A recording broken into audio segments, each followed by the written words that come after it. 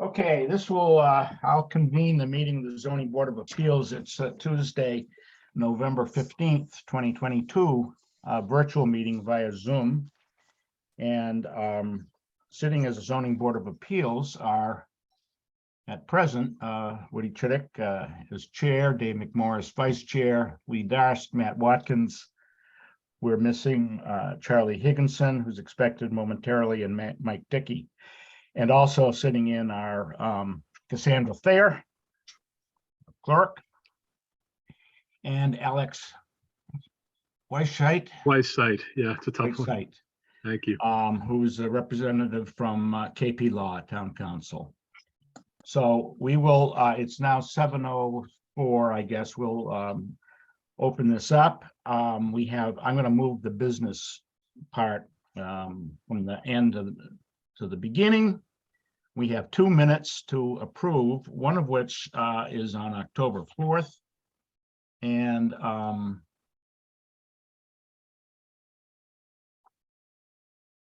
does anybody have any comments on that one?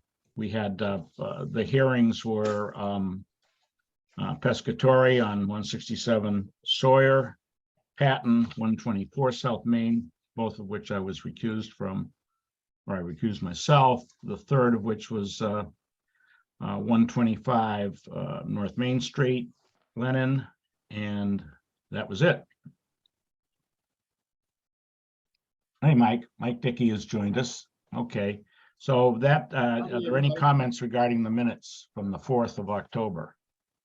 Any changes or whatever? Okay, well, I make a motion to approve the minutes of October 4th. I'll second the motion. Okay, moved and seconded. All in favor, Woody Chittick, aye. Dave McMorris, aye. Okay, Lee Darst, aye. Michael Dickey, aye. Matt Watkins, aye. okay, approved. Okay. Unanimously. The second is October 11th. Minutes, we had again Pescatori. We had Patton again. And then we went right into deliberations. Again, I was recused. So I'll make a motion to approve the minutes, but I really can't make any substantive comments, having not attended.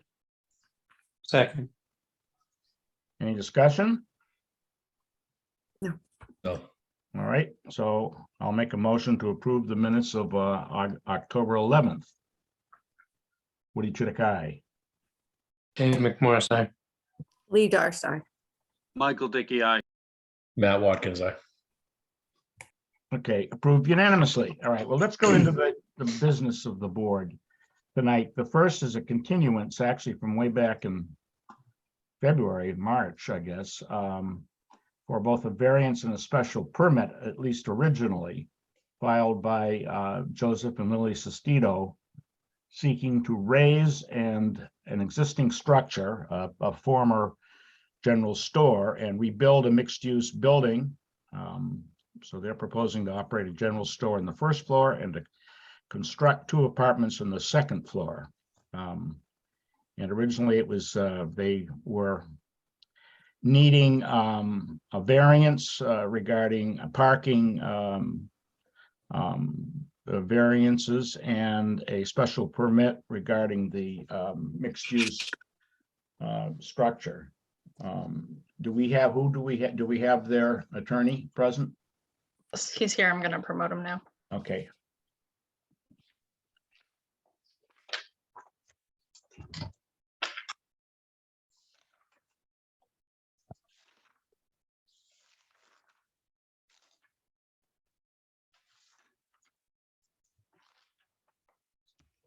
Richard, you're on. But you're muted.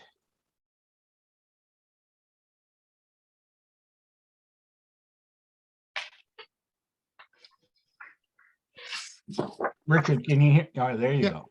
I'll go. Thank you. Good evening. I am Richard Henderson, representing Joseph and Lily Sestito in connection with this request. On the couple of quick procedural points before I start. When we opened back in April, we pointed out there was a mistake in the notice. This is not to raise and build a new building. It's to reconstruct. We are not raising the historic site. We are only reconstructing a part of it. So the word raise is not applicable to this project. The other quick procedural thing is with regard to the variances. Well, let me start. When we applied originally, we sought two things: a special permit to renovate an existing building, which has been used as a residence and a business facility since about 1820. And we also sought variances because we thought at the time a great deal of the parking would be in the public way. We also were concerned that it would require a variance to back into the public way from a public parking place. None of those things matter anymore. When we presented the case initially, it became clear that the parking issues were not very attractive to the board. So we sought permission to continue this and asked to go before the planning board for a site plan approval to have all of the parking completely within the boundary lines of the facility.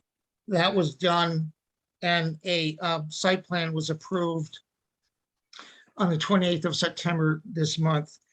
Now with me this evening are Brendan Sullivan from Merrill Engineering, who was the engineer for the entire project, and Susan Hoadley and Corina Martinez, who are the architects. What I thought I would do is, again, emphasize that with the elimination of the variances, all we are asking for now is a special permit under section 8(7)(b) to reconstruct the existing building with its mixed non-conforming use of 2 residences and a store. The building has in fact been used as a store for about 120 years, and it is in fact a permitted use. So we're really looking at reconstruction as the only issue. I'm going to ask Brendan to start by going over the site plan that was approved on September 28th, so you have a better feel of what we're seeking now. And when Brendan has finished, I'll ask Susan and Corina to describe the building again, even though that was done in April. I think it's important that you all refresh yourselves as to what we presented at that time. So if Brendan's here, I appreciate it if you could just go over the site plan and explain why the parking issues are no longer issues. Okay, Sure. Thank you, Rich. For the record, Brendan Sullivan with Merrill Associates. Since our last meeting, as Richard said, we took all the proposed parking off of Beechwood Street. We've expanded the survey. Planning board had a couple comments about pedestrian circulation around the building and the parking lot itself. So we expanded the survey to include where the existing crosswalks are. There are crosswalks that go from the ball fields that cross Beechwood Street to get over to the cemetery and cross Doan Street, but none really that access our lot. So we met Brian Joyce, the town engineer out there, and we came up with a couple crosswalk scenarios. One being one connecting across Doan Street to the ball fields to the approximate entrance, which would connect to a sidewalk that we would extend down along Doan Street. This crosswalk would be just after the existing stop bar that's on Doan Street at the intersection of Beechwood Street. The other one would be a crossing Beechwood Street to the north towards Doan Street, which would connect the sidewalk along the northerly side of Beechwood Street and connect this stop bar would have to be and stop sign would have to be relocated as per MUTCD. There's a 4-foot requirement between the stop bar and the crosswalk. But as far as the parking goes, if you remember, there's a requirement for 26 total parking spaces. We have 1/3 of those, or 9 parking spaces in reserve down on the existing residential lot, adjacent lot down here. And we're proposing to construct the 17 parking spaces on site that will be constructed of there's a paved apron down by the handicap accessible spaces and the entrance to the parking lot. The rest of it will be a gravel crushed stone surface. The building has not changed from the last meeting in location. And I believe the architects can go over that. So we've been approved through a planning board site plan review and also through the Conservation Commission for a stormwater permit. And I think that's really about it. Okay, I had just a couple of questions. If you, and I would like Brendan to understand a little better the trigger to, use some of those reserved spaces if necessary in the future. I mean, I don't know what the criteria is, but come to that in a second. If you go up the hill, I guess we're traveling south here toward the end of the lot. There's a notation that says pressure something leaching field. That looks to be over one of the parking spaces. Yes, that's a buried, that's a leaching field for the existing house, which you can park over Okay. over a septic system. Okay, that was my question. I didn't know. Has the planning board rendered a decision, a written decision, or is this? Yes, still in process? Rich could back me up, but I believe they have. Yeah, they approved the plan and they voted it. I don't have the decision with me this evening, but I can get it for you and file it. Yeah, I think when we write it up, we'd certainly like to, attach it and reference it. But I don't, well, what triggers a change, and 17 spaces may be frankly more than adequate as it is, but I won't get into that particularly. But what would trigger in the future a planning board decision to activate some of those reserved spaces?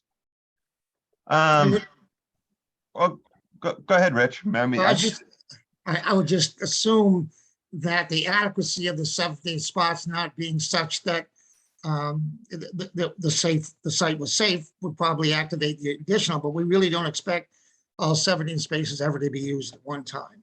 It would just be a necessity issue, I think. Yeah, I mean, I just haven't run into too many.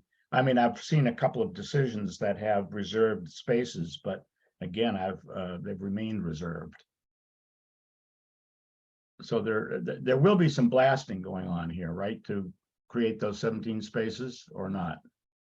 yeah, I would assume so. There's a good amount of ledges coming out of there. I don't think chipping it would be an option. I think it probably will most likely be blasted. There's almost between a 6 and 8 foot cut in what we feel is probably solid ledge in some of those areas.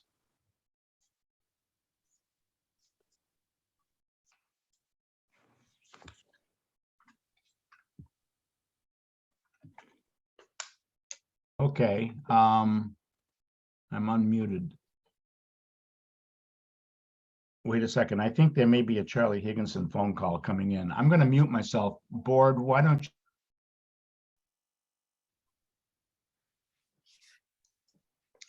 Yeah, this is Matt Watkins. I don't have too many questions or comments. I know when we saw the plan previously, the parking was the real issue. It looks like, this plan goes a long way to address it. I had a similar question of Woody, the 9 spots, if they were to be used, what the structural, like what the integrity would be over the leaching field, if that was pipes, if there'd have to be something put in there to protect it, or would have to, It's not, these things are designed to accommodate cars. One of the largest common septic systems services the nursing home, Kavanaugh Construction, and all other properties on 3A. They're all under the parking lots. It's not an uncommon situation. They're designed to withstand the weight of cars and trucks. They're built that way, and it's not illegal to do it that way under the state environmental code. And it's frankly a common practice. Okay, could I just ask for a timeout for a second? Cassandra, Charlie Higginson just called me and left a message. He needs to have the link to this meeting resent to him. He can't get in. So if Okay. you'd be good enough to email him the link. Yes, I'll email him right now. Okay, so we can continue. But I certainly would like him that.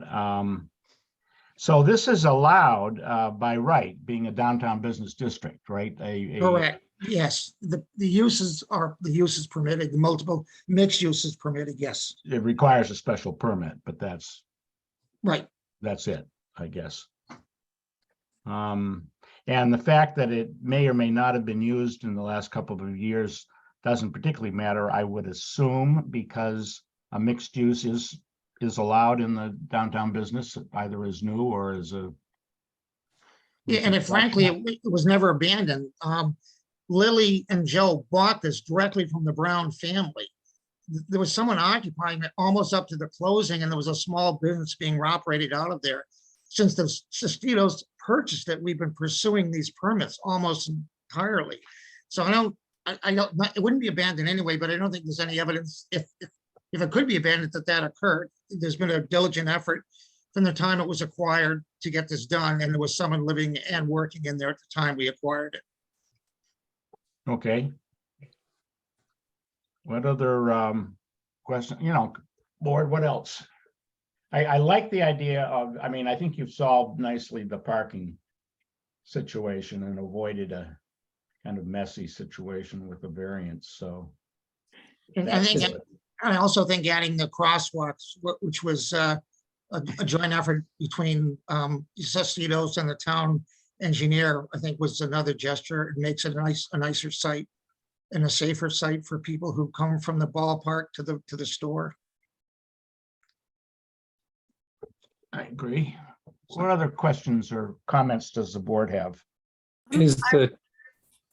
Go ahead, Lee. No, I just remember at one of our earlier hearings, we asked about the loading of and unloading of the trucks and what the hours was going to be, and where that was going to take place, because it's. Yeah, Brennan, do you want to talk about the loading area? What's the most convenient thing? I think most of the stuff is going to be done at off hours, and it's going to be done at the rear of the store. Yeah, I think that's what we had discussed with Lily, was that it would be done off hours, and it'd be smaller trucks, certainly not tractor trailer trucks, maybe like a 6 or an 8 wheeler truck that would do the loading and unloading from the back of the store in the parking lot. Yeah, and to be honest, I think I had a similar comment on an application recently. I don't know how strongly I feel about like whether it's off hours or not. If there's enough parking there, obviously the owner would utilize their own judgment. If they wanted to have the delivery come at 10 a.m. and there wasn't anybody utilizing the spaces, I wouldn't see that as an issue in this neighborhood. Sometimes I think, by dictating off hours, we could sometimes create an issue in a residential neighborhood where, somebody's showing up too early. So I only mentioned that. I think, as I was saying before, I'm good with the plan. I just don't know if we would want to consider, or I would almost rule it again. I would suggest against, like a condition that would make it so the deliveries had to be early morning or late at night. I think the parking will be pretty manageable based on the plan that they've put forward to us. Yeah, I would agree. I would think an early morning delivery could wake people up, ditto, after hours pickup or delivery. That could be more problematic than not. So hopefully it's all harmonious. I don't know. I'm not particularly. It's a good point, Lee, and I know we talked about it, but I'm not overly concerned here. It's not unfortunately, we just don't have any empirical evidence of traffic flow, hours, things of that sort. We know what hours it'll be open, but I don't know when the load is going to be greatest. My guess is, well, who knows? No sense guessing. I don't have anything else. Woody, I just had one question too. Sure. John, go ahead. John Allen, Building Commissioner. They will need another handicap parking spot. There'll be 2 required instead of just 1. And just the only thing they'll need to do is have the 2 spots marked with signage in front of them. They might have that done. I can't tell on the plans, but that would be my only comment. everything else seems to comply. Richard, what do you think? That's fine. I mean, I see one, we can certainly add the second Yeah, handicap. so, John, why is there 2 required? Because of the total number of spaces, more than 25, the reserve spaces would count. So from 26 to 50, there's 2 required. Okay. If it was under 25, 1 would be required. Right, okay. I was basing it on the 17, but, Right, but at the reserve, because it's part of the overall parking, would count towards the need. You know, I think the spot to the left of the existing would probably be adequate, and you could use the same, the same access corridor there too as well. sure, okay. That's fine. Could we quickly have the architects just go over the building again? It's been a while since you've actually looked at the structure, and I'd like to make sure everyone's comfortable with the design. Absolutely. Susan, do you mind taking over for a while? Be happy to. Thank you. May we share our screen, please, Cassandra? By the way, Charlie Higginson has joined us, so You should be able to, Susan. we're at a full complement. now. Great. Thank you very much. Okay, can everyone see an image on the screen? Yes. Okay, well, the image you're looking at is 534 Beechwood Street as it stood when we began the project. The reason that I show it is that the existing conditions as they are drawn, I think don't adequately convey the state of extreme neglect and discordant disrepair that this building has fallen into. It is basically uninhabitable, but structurally somewhat sound, except for the second floor of the westernmost part of the building right here. It's in pretty bad shape. As Rich mentioned, there were inhabitants in there until Lily and Joe bought it, so that it's in fairly good shape. But everything else is pretty bad, as you can see. We would like to start with looking at the existing plans of the picture we're showing. And when we do that, you'll see in the yellow areas that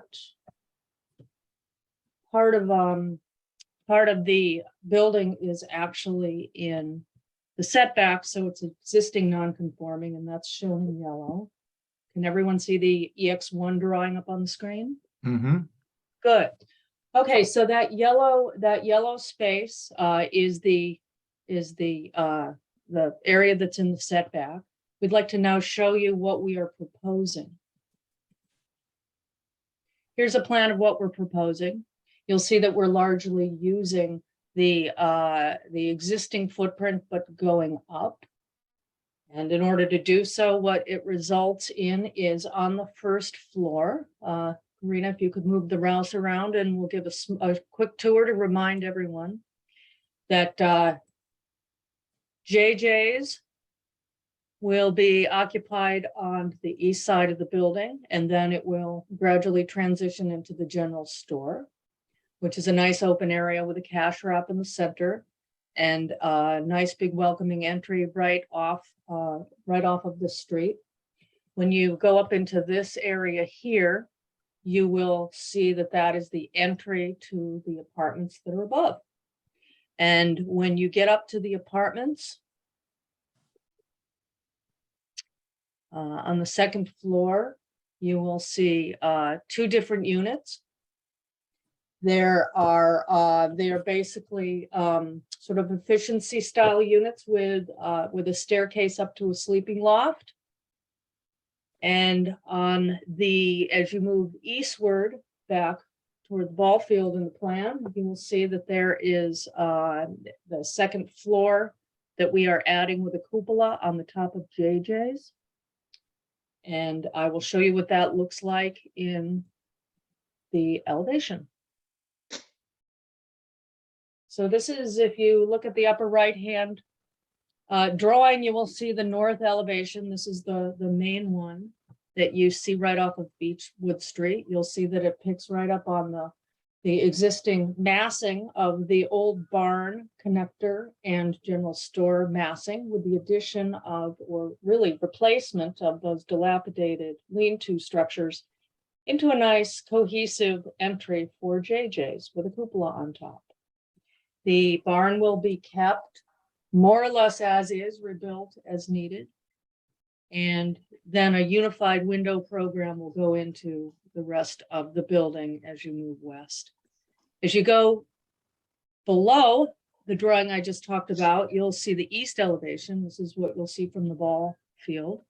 And we have a nice welcoming, very traditional porch with a balustrade above it and a cupola. And way back in the background, you will be able to see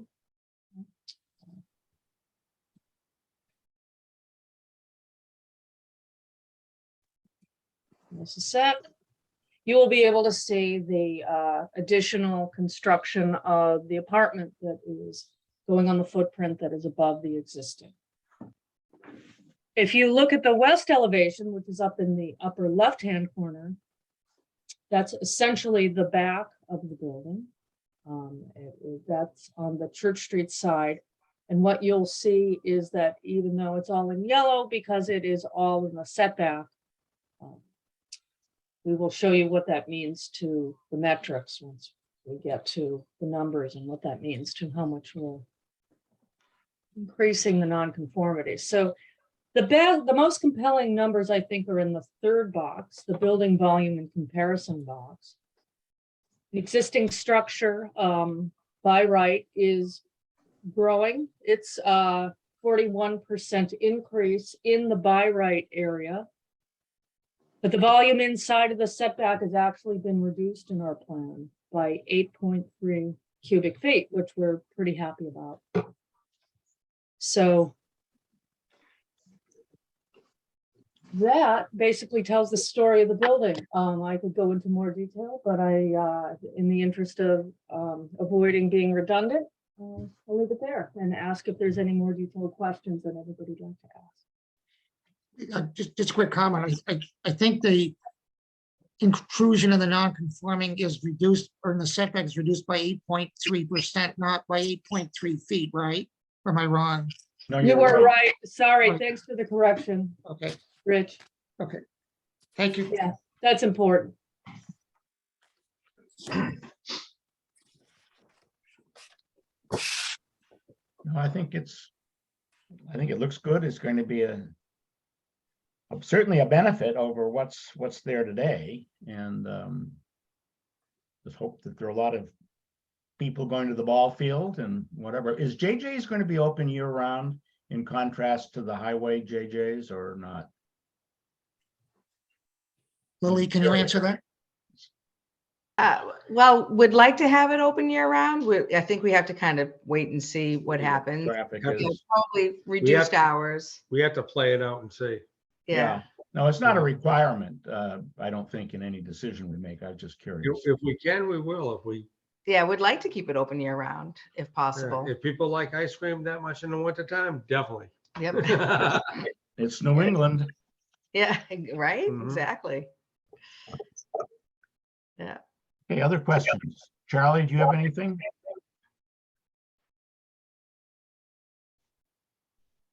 Maybe not. Mike, Dicky, anything? No, I'm good, thank you.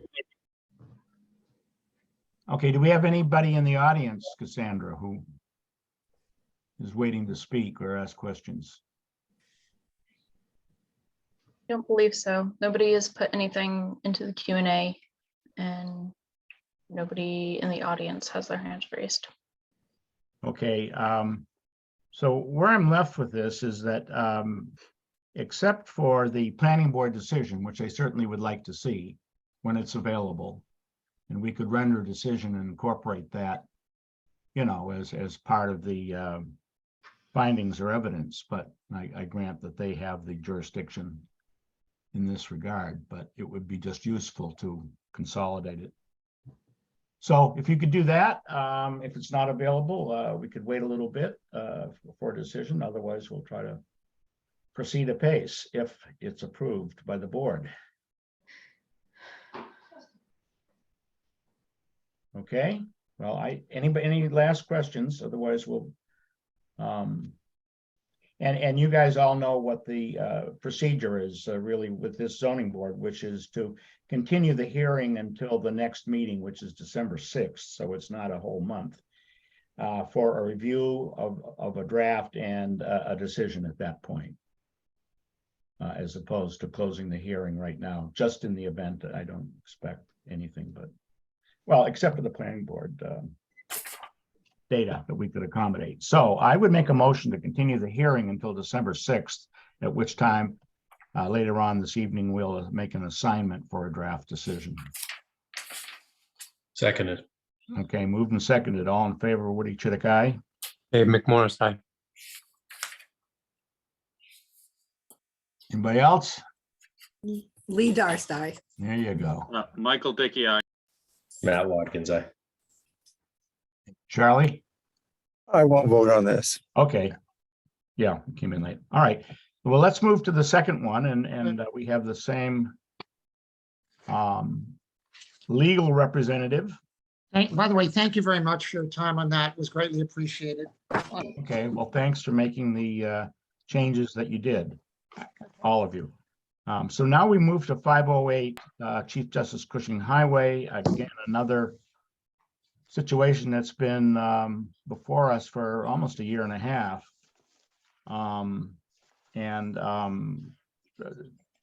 The applicant, Peter Capizzoli, is represented by Richard Henderson. So Richard, I guess, would you like to start off?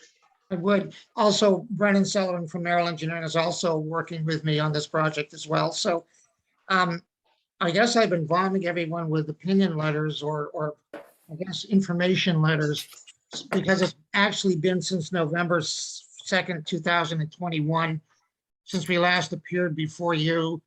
And as I've explained in correspondence with respect to each extension, the reason we've been extending is that when I opened the hearing in 2021, I did a pretty lengthy presentation on the history of the site, which I kind of thought told the story.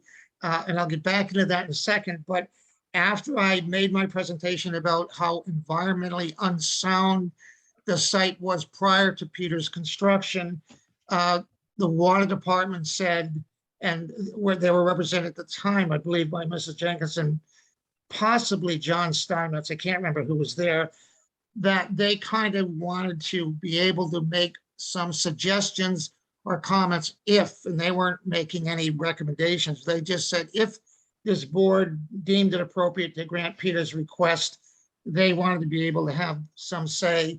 And the main reason is, of course, is because Peppermint Brook lies to the north of this site, and Peppermint Brook does eventually get to our water supply. So when I made this presentation, there's one rather significant change here. When I made the presentation, I asked for permission for Peter to split the ability to repair vehicles between the two buildings, so that he would be able to work in the new building, which was constructed specifically for repairs and sales, and also make repairs in the building that was specifically at the time constructed for storage. A year has gone by. We finished the landscaping required by the order of conditions. I have had continuing dialogue with Peter's engineers, architects. I visited with the water department on 2 occasions and met with the town engineer on 2 other occasions to try to bring some reasonable disposition of this project. And what we decided to do, there never was really any suggestions coming from the water department, and that's not their fault. They wouldn't comment until they saw an as-built plan, and that didn't happen until this summer because of the requirements to complete the landscaping. But the more I looked into it, and the more Peter looked into it, we decided it would be in Peter's best interest to make our own concessions. And that's essentially what my letter of November 7th explained. We made one suggestion to enhance the environmental safeguards, even though no one asked us to do this. And Brendan will address that because he's already designed it. And the other issue was not to be able to do full auto repairs in the smaller garage, but just use the lifts for storage, the lifts for diagnostic computer analysis of cars, and repairs, as long as the repair did not involve the installation, the drainage, the exchange, or any aspect of automotive fluids. Nothing could be done involving automotive fluids in that building. And in consideration for those two concessions, what we're asking in this modification is that Peter can continue to operate his repair business in his main building, and that he can use the smaller building for these less than full auto repairs. And that's kind of what we're requesting. I made that presentation to the water department at the November 1st meeting, which was the first time we were, I should say November 1st, 2022. That was about a year after our last hearing. It was the first time that we were able to, A, crystallize these plans, and two, to go over the site plan with them, which I filed with them on December 13th. But in order to get on the agenda, I had to wait a little while. And we made the offer to install this swale in the buffer zone, which would lessen any flow of water into the brook. And we agreed to limit what kind of repair work would be done in the smaller building to non-fluid repairs, storage on the lifts, diagnostics on the lifts, and repairs do not involve any part of a car that has any automotive fluids. And so I made my presentation to the water company, and unfortunately they didn't have a quorum at the meeting I attended. Two members were there, the town engineer was there. Subsequently, I understand they did have a meeting, and I think Mr. Pratt has filed a letter with you as to the water department's position. Should you grant a special permit, each of the items that are in that letter were in fact discussed at the water department meeting, except for one. And that is number one, permit for a permanent restricted covenant placed on the smaller building, limiting the use to only storage, automotive diagnostics, and repairs that involve no removal, exchange, or otherwise dealing with or accessing automotive fluids. We were fine with that. We made that offer. They were okay, and we discussed that at that meeting. The second thing we discussed was the offer that we made on our own to construct a water quality swale within the existing buffer zone, which would enhance even more the protection provided by the buffer zone. We also discussed at the meeting, although it wasn't in their motion, which was never voted on, just having periodic unannounced inspections to ensure that Peter's in fact doing what the decision would ask him to do. I'm fine with it, except I think the town has that right anyway.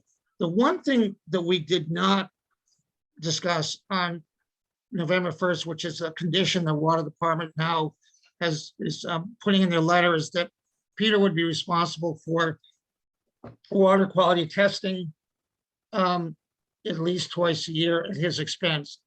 I haven't gotten any information yet on the cost, but I understand that it could be as much as $700 per inspection.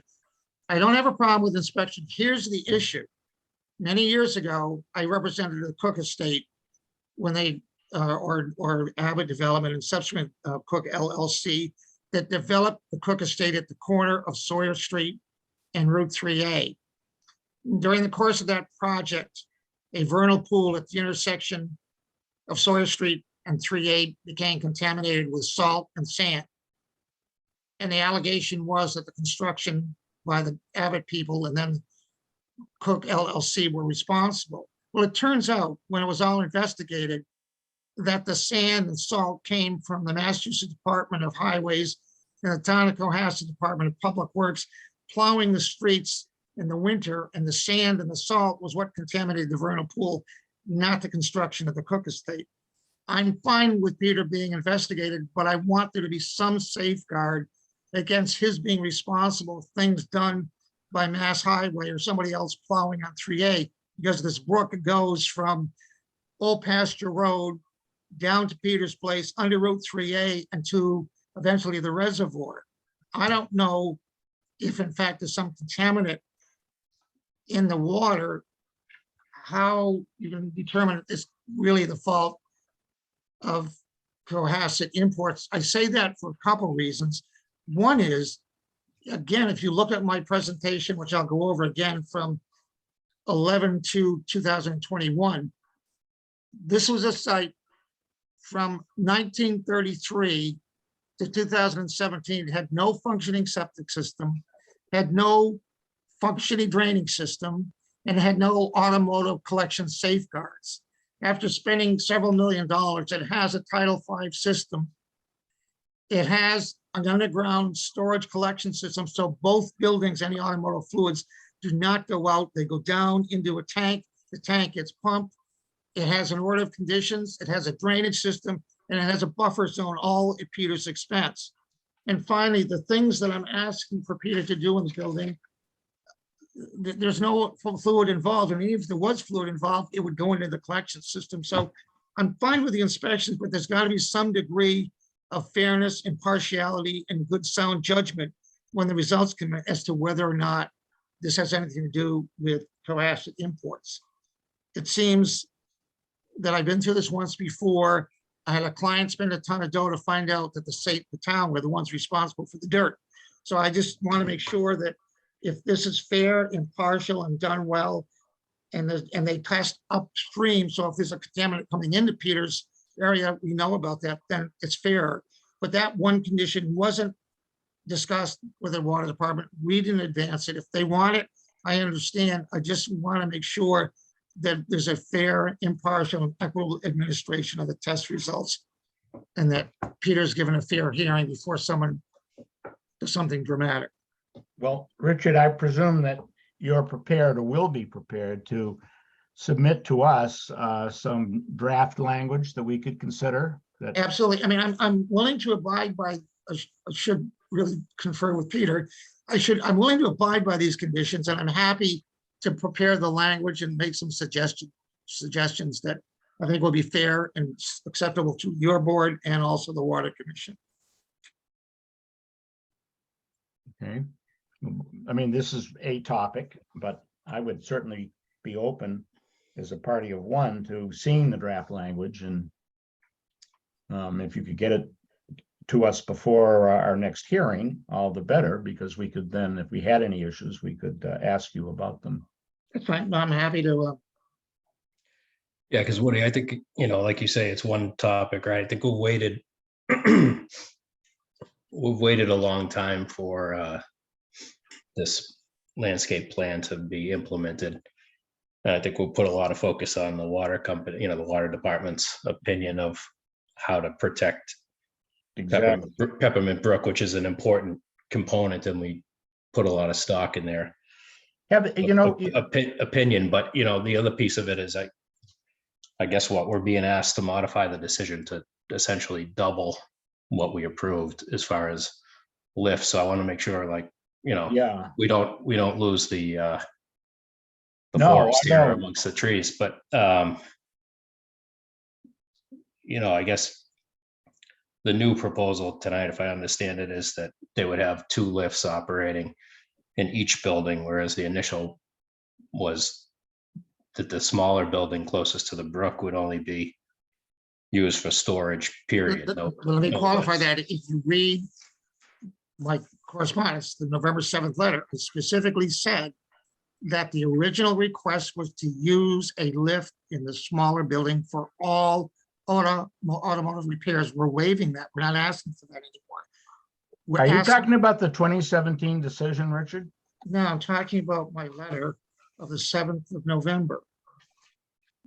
Right, but what Matt is talking about is the decision that needs to be amended. We understand that, but I'm not asking to double. I'm not asking to double the repair bays. I'm asking to leave the 2 repair bays in the larger building, and in the smaller building, use it for very limited purposes, which are outlined not only in my correspondence, but in the water department letter. That would be additional use. It would be beyond storage, but it wouldn't be repairing cars where you would have grease, oil, or other substances escaping or being involved in in particular work being done. Go on, Matt. Yeah, I mean, my only thought on that was, and I guess you could ask this on different cases too, but my first take was, well, how do we police that? Who's going to be there to, Right. John's not going to be there to take a look at each diagnosis that comes in and determine what's being done. But, I did find some comfort in, you did mention that there was, a collection tank, if you will, when I read your letter that's in there. But I know you're describing it a little bit differently, but I think we approved 2 lifts, and ultimately this would create 4 lifts that could be utilized. I understand 2 of them would be used in a different capacity than the other 2, but I believe that the original building that we approved, the storage building, didn't have any lifts, right? Because of its location. Both lifts were in the bigger building further away from the brook. I don't know. I don't really know why. Well, look, we're here to modify or not modify the 2017 decision of this board. We're not here to sort of say, gee, we had a proposal that we never voted on that was even more intense. And now it's, less intense, and that's good news. The point of comparison I want to make is 2017, where Right. that's right. We said there would be no additional capacity whatsoever in terms of repairs or traffic impact because of the limited number of lifts in one of the 2 buildings. And that's what I want to sort of compare with. The finding of the board was, because of that, no additional capacity, that it really didn't add any detriment to the neighborhood. It would be really invisible, and it would be you had a storage building only. Well, it's no longer a storage building, at least as proposed. Good Lord, how can you possibly think that anything on that site is detrimental to the neighborhood and compared with what was there before? That's just absurd. There are 2 very attractive buildings. The site is attractive. The site does not cause any traffic problems. There's also another regulatory board that controls the number of cars in that Class 2 license under the board jurisdiction of the Board of Selectmen, and they have dictated for the last 40 years how many cars can be on the site, and that's still in effect. So again, think about it. And I agree with that. I agree with that too, Rich. I think, he did a nice job at how it's developed there. I think it looks nice. I think it took a bad situation and it improved it. I guess my comment was more rooted in just a reminder to the board, because it's been so long that for a long time I was wondering what we were even taking a look at again, because it was, I thought it was just, the implementation of this landscape plan. And I kept saying to myself, why is this landscape plan taking so long to implement, but I think we're being asked, to take a look at the fact that this lift showed up in the smaller building, and now are we okay with that use being there compared to what it was prior to us issuing our special permit? Does that change our opinion on the use or not? I mean, to your point, there's limitations in place as to how many vehicles he can have on there. He did a nice job with how it looks. But more importantly, Matt, he did a nice job in taking an ugly environmental site and making it safer for everyone in this community, and then went out and spent more money to design something would even be safer than that that has been dictated to by the Conservation Commission. We are the ones that came up with the idea of putting the swale. And as I said in my letter, the buffer zone determines the flow of water from the site to the protected body. We already have a 50-foot buffer zone of vegetation. We're now adding a swale, which even lessens the amount of water that would pass. But as I said in my concluding paragraph in the November 7th letter, it really doesn't make a darn bit of difference, because if there's any automotive fluids on the site, they're going to be underground in a collection tank. And when Brendan gets to talk about the new site plan, he will point out there's a collection system where there are pipes running from the floors of each of the buildings to underground tanks that are pumped and taken off the site. That's what's been rolling around the backyard there for the last 80 years, which isn't flowing anymore. It's being taken from the site. An awful lot of money, effort, time, and concern was put into this project. The town is 1,000 times better off. I took the time to go to the water department. They looked at it. And by the way, let me go back to one other thing you said, Matt. The same thing came up at the water department. How do you enforce this? Well, it's easy, and you have counsel there. Number one, if you have conditions in a zoning decision, you can only have 2 lifts that have repairs and 2 for diagnostics and minor repairs that don't involve fluids. If he violates it, you can fine him. You can get a restraining order. You can get an injunction. If he doesn't obey, you can put him in jail. If someone goes to buy the building, the zoning decision is filed with the town clerk. It's filed with the registry of deeds. Anybody buying the place doesn't buy it without a zoning opinion and without title exam. They're going to see the restrictive covenant on the land. Anybody in a chapter 48, section 8, who was offended by it can go and file a complaint with John Hallen, and in 14 days, he can bring it before the zoning board. There are 4 remedies available to the public and the government to stop any violation of a restrictive covenant. I spent 45 minutes explaining this to one water commissioner. Why? I don't understand. A restrictive covenant is a restrictive covenant. It has to be obeyed. I think it's worthwhile to keep in mind that what we're looking at, the proposal that we're looking at, we kind of need to evaluate on its own within the You're fading, standards that David. we're supposed to apply. Oh, okay, I don't see any detriment to the neighborhood. I don't see any, hazard to public safety or or transportation. And the things that are within our purview, I really don't see anything in this proposal that is bothersome at all.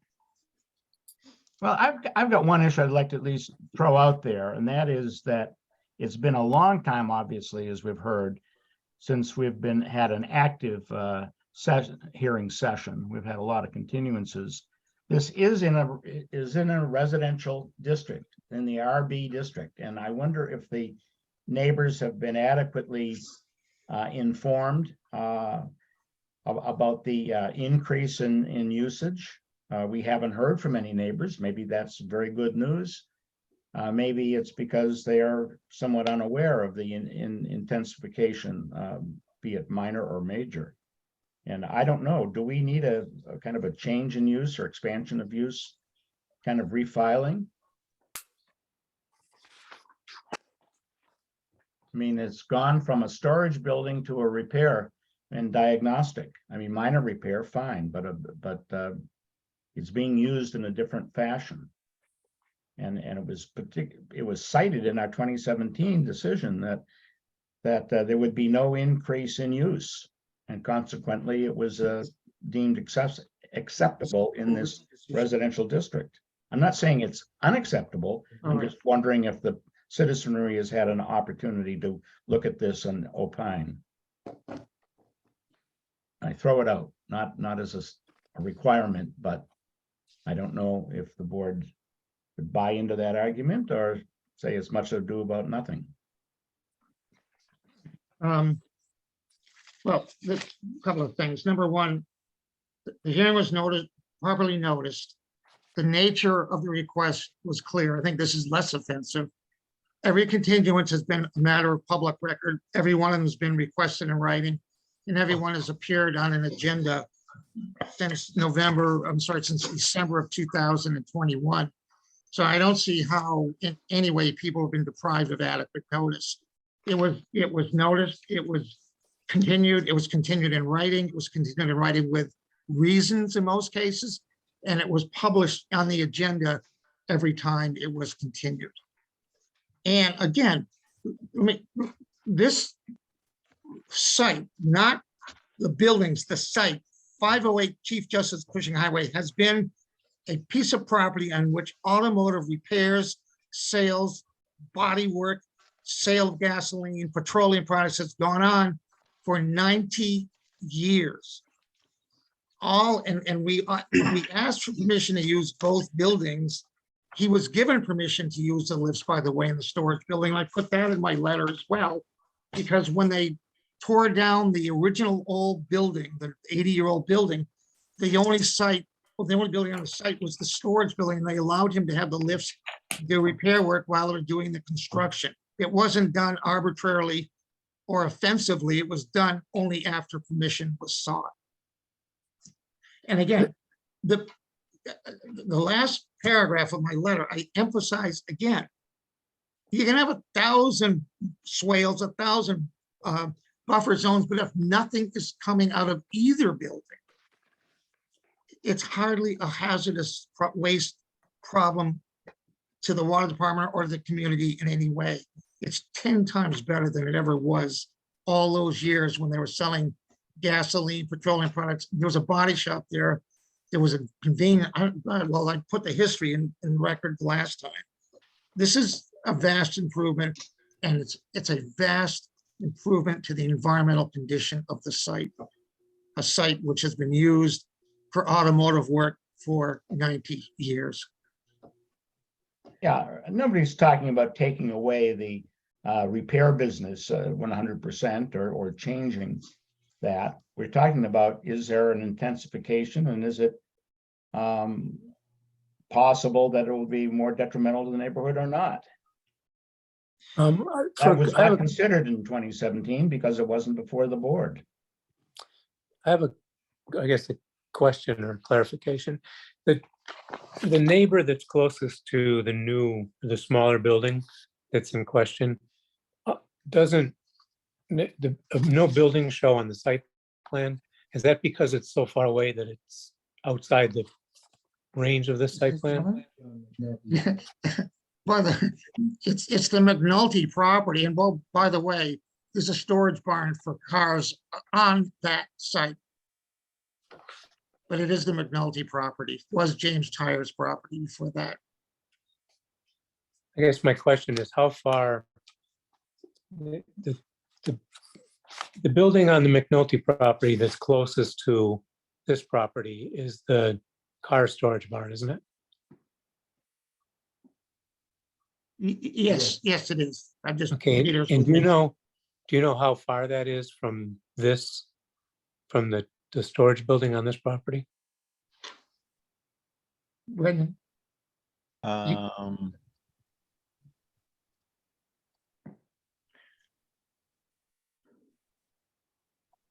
It's over 150 feet away.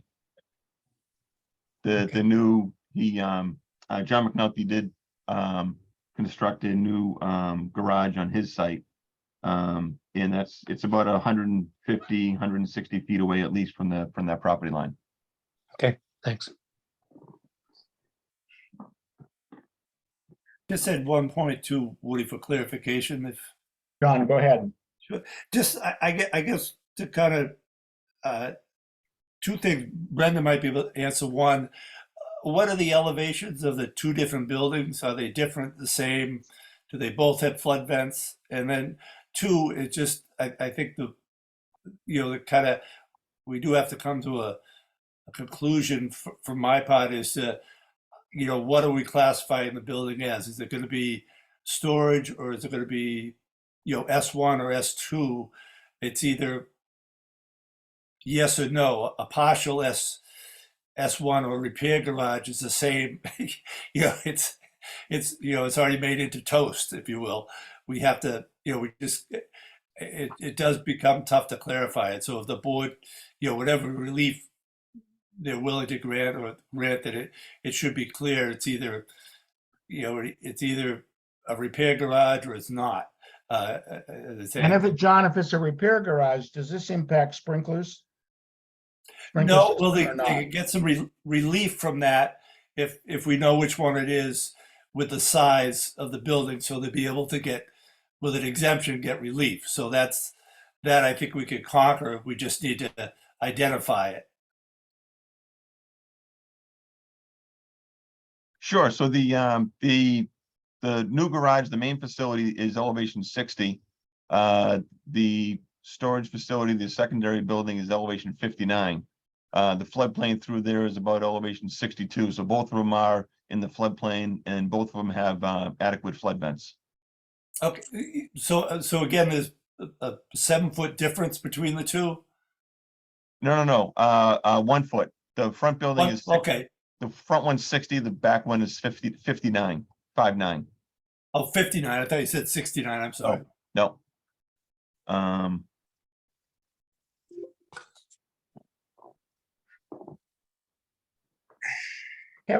Somebody mentioned, Richard, maybe you did, have the water commissioners made a decision? Well, they wrote a letter and I think they addressed it to you. I haven't seen it, but I may be the only one.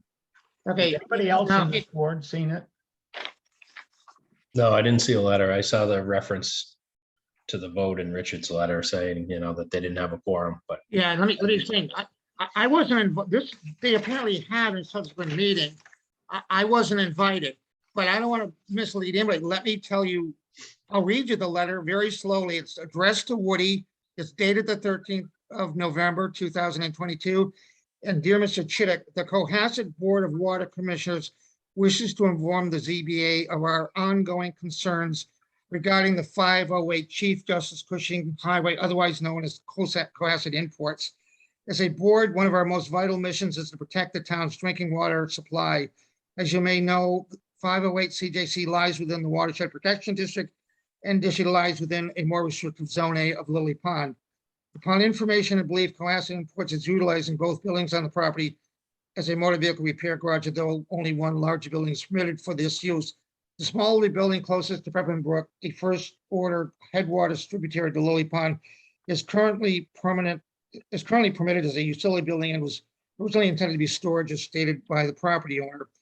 Through its attorney, the property owner has proposed certain additional environmental protection measures to seek the change of permitted use for the smaller building. In order for the Board of Water Commissioners to support the change of permitted use of the smaller building, the following conditions must be in place and verified by the board. 1, permanent restrictive covenant placed on the smaller building, limiting the use to only one storage automotive diagnostic and repair, limiting the use to only storage automotive diagnostic and repairs that involve no removal, exchange, or otherwise dealing with or accessing automotive fluids. 2, construct a water quality swale and additional plantings in the buffer area to future ensure the quality of the water reaching the brook. 3, water quality testing upstream and downstream conducted by the water department 2 times per year to test for the presence of PFAS and petrochemicals to be paid for by the property owner. And 4, unannounced inspections by the jurisdiction having authority 2 times per year to ensure the restrictive covenant referred above is being adhered to.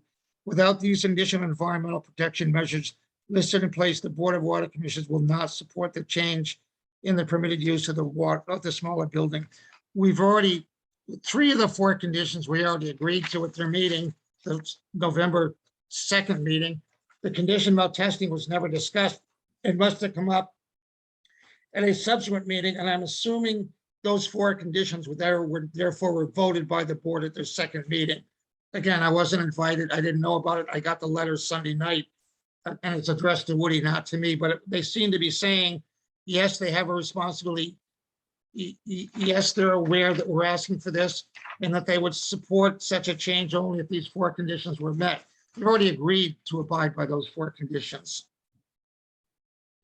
Okay, well, I think it's important that we get, and Sandra will offline, we can be sent that. I can, if you don't have it, I'll email it tonight to Cassandra. Well, I mean, it can't be considered tonight. It's I not. understand that. No, I understand that. Now, one other thing, does the Conservation Commission have an order of conditions? Does it? Yes, yeah, they do. And I'll get to that. There is an order of conditions existing right now with respect to the site and controlled, in fact, that buffer zone that's taken us so long to construct. That buffer zone was done except for 2 trees. And we needed to extend the order conditions in order to complete the work, but it was elected not to do that because through the course of the mid and late summer, we were discussing these alternatives, including this swale. If we're going to put the swale in, we have to amend the order of conditions anyway. So the answer is yes, there's an order of conditions. Yes, it has been complied with, except for the planting of 2 bushes. And we don't want to close it out. We want to amend the order of conditions to allow the construction of the swale that we've agreed with the water department to insert into the buffer zone. But I can get you the order of conditions and I can get you the stormwater permit. I think it'd be useful. Okay. Yeah. Yeah, why not? What is automotive waste? Oh, it's oil, it's grease, it's contamination that like if you're driving your car in the salt, you're in a garage and it melts and goes onto the floor like salt and other contaminants that are on the highway. They go and so if you didn't have the collection systems, they would go out onto the pavement in the driveway and eventually get to the water supply. But in Peter's case, both buildings will collect all of that material before it ever leaves the building. And I was actually going to have Brendan, before we close, go over that site plan and show you where the collection system is on the plan. But automotive waste is it's oils, petroleum, it's grease, it's salt, it's sand, it's stuff that comes off of vehicles when they're parked in a garage, melting snow. But it's not considered in your estimation to be automotive fluids, even though grease and oil sound like fluids. Or Yeah, could be. yeah. I mean, yes. What we're requesting, no radiator repairs, no oil changes, no greasing of cars. None of that would be done in that building. None of it. It would only be things that involved bolts, computers, and storage. Okay. All right.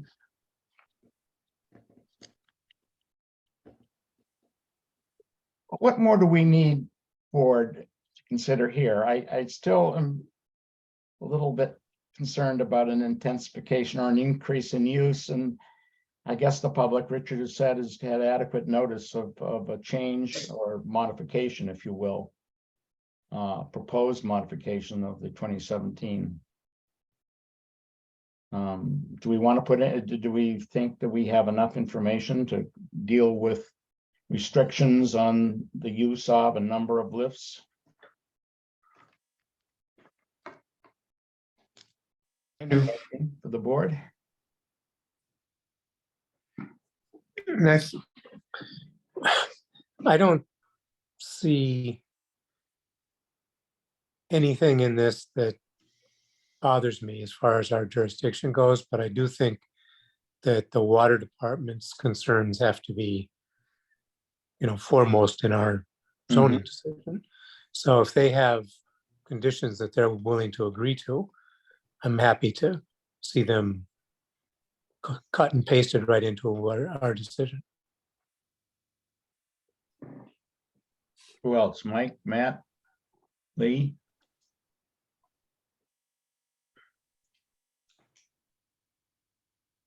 So short of the water department's conditions, and it looks like we're going to get Concom order of conditions, and Richard flagged the item or items that are going to be changed or modified.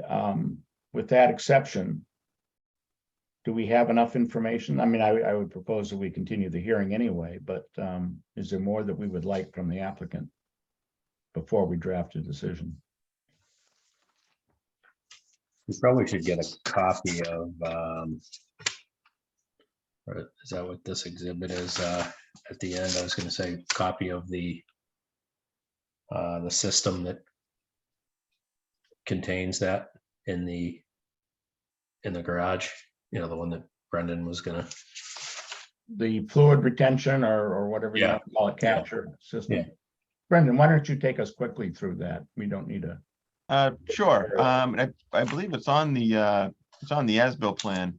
So you can see that the existing sales and service building in the front, the existing storage repair facility to the left rear. There's 1,000-gallon tight tank, which is in between both buildings. And all floor drains are tied into that 1,000-gallon tight tank.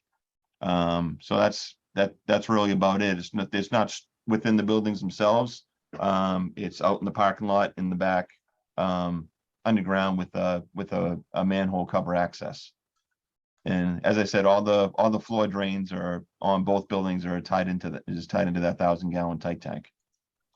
And Brendan, just one other thing, just to clarify too, just to verify that, again, the floors themselves are all pitch. So as anything falls onto the floor, they taper down to the drains inside the building. Yes, that is the case. That is the case. And the swale we're talking about is in this location over here. There's a small berm along this westerly edge of the parking lot. There's an opening here. There's already 5 shrubs planted here. The additional shrubs Richard was talking about head towards the street. But this is the swale here we'd like to install here, which is really just is a cross section of a depression in the grass with a low slope, so it slows the water down before it gets and gives it more of a meandering way as opposed to going right into the brook. Gives it a longer distance to travel through the grass, help cleanse it before it gets into the brook itself. That's about it.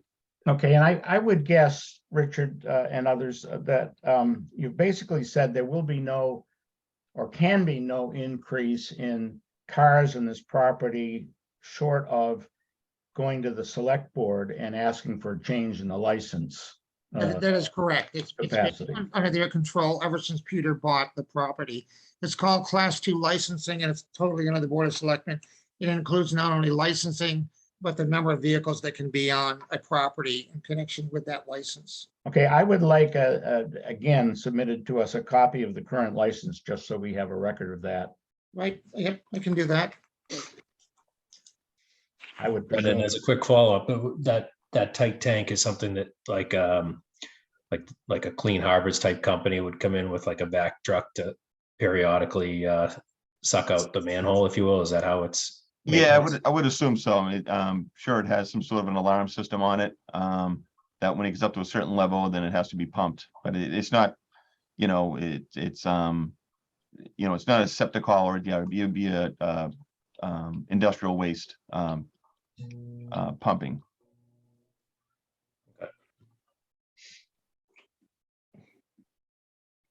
Okay.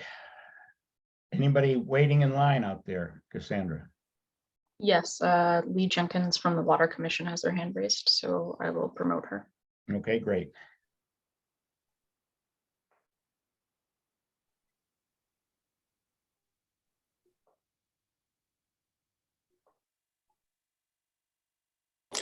Hello, everyone. I hate to say this, but the world has changed dramatically since this application came in 2017.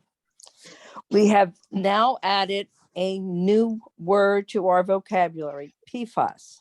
I don't know if any of you are familiar with that term is, but that is the new criteria that we are bound by all of the federal government and state government entities for testing water. These are the forever chemicals that they discovered that have been in use for over 40 years. This is anything from anything you use for fire prevention, for Teflons, for water repellents. It's even in the containers you get for takeout foods. Now, we're very concerned about this location because I had gone over their NOI with the current Concom agent, and she noticed that question 5 was answered incorrectly by the applicant. Question 5 says, is any portion of the proposed project within an area designated as an outstanding resource water as designated in the Massachusetts Surface Water Quality Standards? They said no. She said, oh, look, it's right here on the map. And that's building that they are proposing to put the lifts in is right there in that designated area. So it is a vital resource for our water supply. They have asked for one lift. If you go by that building, you find out in the last several years, they've been using it as a full auto repair center. When Mr. Henderson came to our meeting, we noted that there were a lot of automotive oils and other lubricants and jars and bottles of automotive fluids in the building on the wall that is adjacent to where the water supply is. Mr. Henderson said, "Oh, going to have that removed right away." It is, we have never seen it removed. Everything that we have been told about this building, everything is above board and everything. We have seen cars parked on the watershed. We have seen construction equipment behind this building, and we're very concerned about protecting our water supply. We have asked for the testing for upstream and downstream. And I know Mr. Henderson is very concerned about this, that, you know, it might be a situation like what happened in the Cook property. We're not looking to condemn anybody, but we have to protect the water supply. We recently got a PFAS hit in the mid-teens in Lily Pond, which is very unusual because we had been basically in the single digits. And if you get a hit of 20 and above, that is a very, very severe situation. We have had to close down our well field on Cushing Road because we got a hit of 20. So this is something that we're very, very concerned about. And this is our prime motive. If this building is going to be doing automotive repairs, we are concerned that something, I know the floor is going down into a drain, but a car can come out. You know, I'm sort of familiar with auto repairs and petrochemicals, being in the business for 40 years.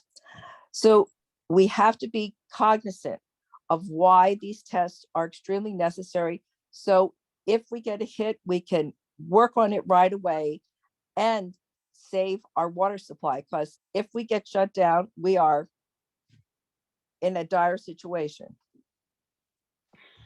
I believe when I read the letter from the water department, it specifically said that the testing that they would do on the Peppermint Brook on a biannual basis at Peter's expense would be with respect to PFAS and petrochemicals. We've already agreed that that's fine. The other thing I wanted to, just for clarification, Mrs. Jenkins at the 2nd of November meeting said to the board that Peter had drums outside of his building. I went to the site and that was not true. There were no containers of any kind of automotive fluids outside either of those buildings. If I misunderstood her, I'm sorry, but I don't think I did. What I understood. Excuse me. I just- Excuse me, Mr. Wait, Henderson. let's Please slow say- down here a bit. I'd like to, No, one yes. person having the floor at a time, and I should have jumped in a little earlier. Okay, Why don't we let Lee finish her comments, and Richard, then you can respond. oh, I thought Okay. you- No, I have not finished. Mr. Henderson, at that meeting, I Address your indicated- comments, please, to the board, Lee, not to. yes, okay. When Mr. Henderson came to our meeting, I indicated that inside the building, on the wall, on the side of where Peppermint Brook was, there were a number of containers of typical fluids that you would find in an auto repair garage. Typically, in an auto repair garage, you do not see them right where you're doing the work because an auto repair garage would have a storage area. This building does not. And Mr. Henderson said, "I've never seen any drums there." And I said, "No, there are no drums. There's just your typical containers with your oils, your antifreeze, your brake fluid." And he said, "I'm going to have them removed at the end of the day." And we haven't seen them removed yet anyhow. And there have been several lifts in that building. And Mr. Henderson said, well, we have to have the lifts in the building because we have to keep a car up on the lift if it isn't finished being repaired. So I don't know. I am just, and the rest of the board is concerned that if an excessive amount of repairs are done in this building during this time before it's sold, you know, the next owner coming along will say, hey, here we go. And this is, as I said, in the outstanding resource water as designated by the Massachusetts Surface Water Quality. If it wasn't there, we would have no problem with this, but it is so close to the water supply. And with all of the new conditions that the federal and state government is putting on water supplies, we have to be very cautious about what we allow within the direct supply of our water, because this is not something that's, you know, way upstream. It just Okay, goes well- under 3A and goes into the water supply. Yeah, no, right we've at the heard, intake. yes, we've heard that, and I am assuming that we can draft or have drafted for us adequate conditions that would adequately protect the environment and the town. But Richard, let me turn it over to you for a second. I don't think that's a burdensome request, is it, that the conditions be fleshed out if they don't exist already? These conditions? Yeah, No, I mean, we're happy to have those conditions. okay.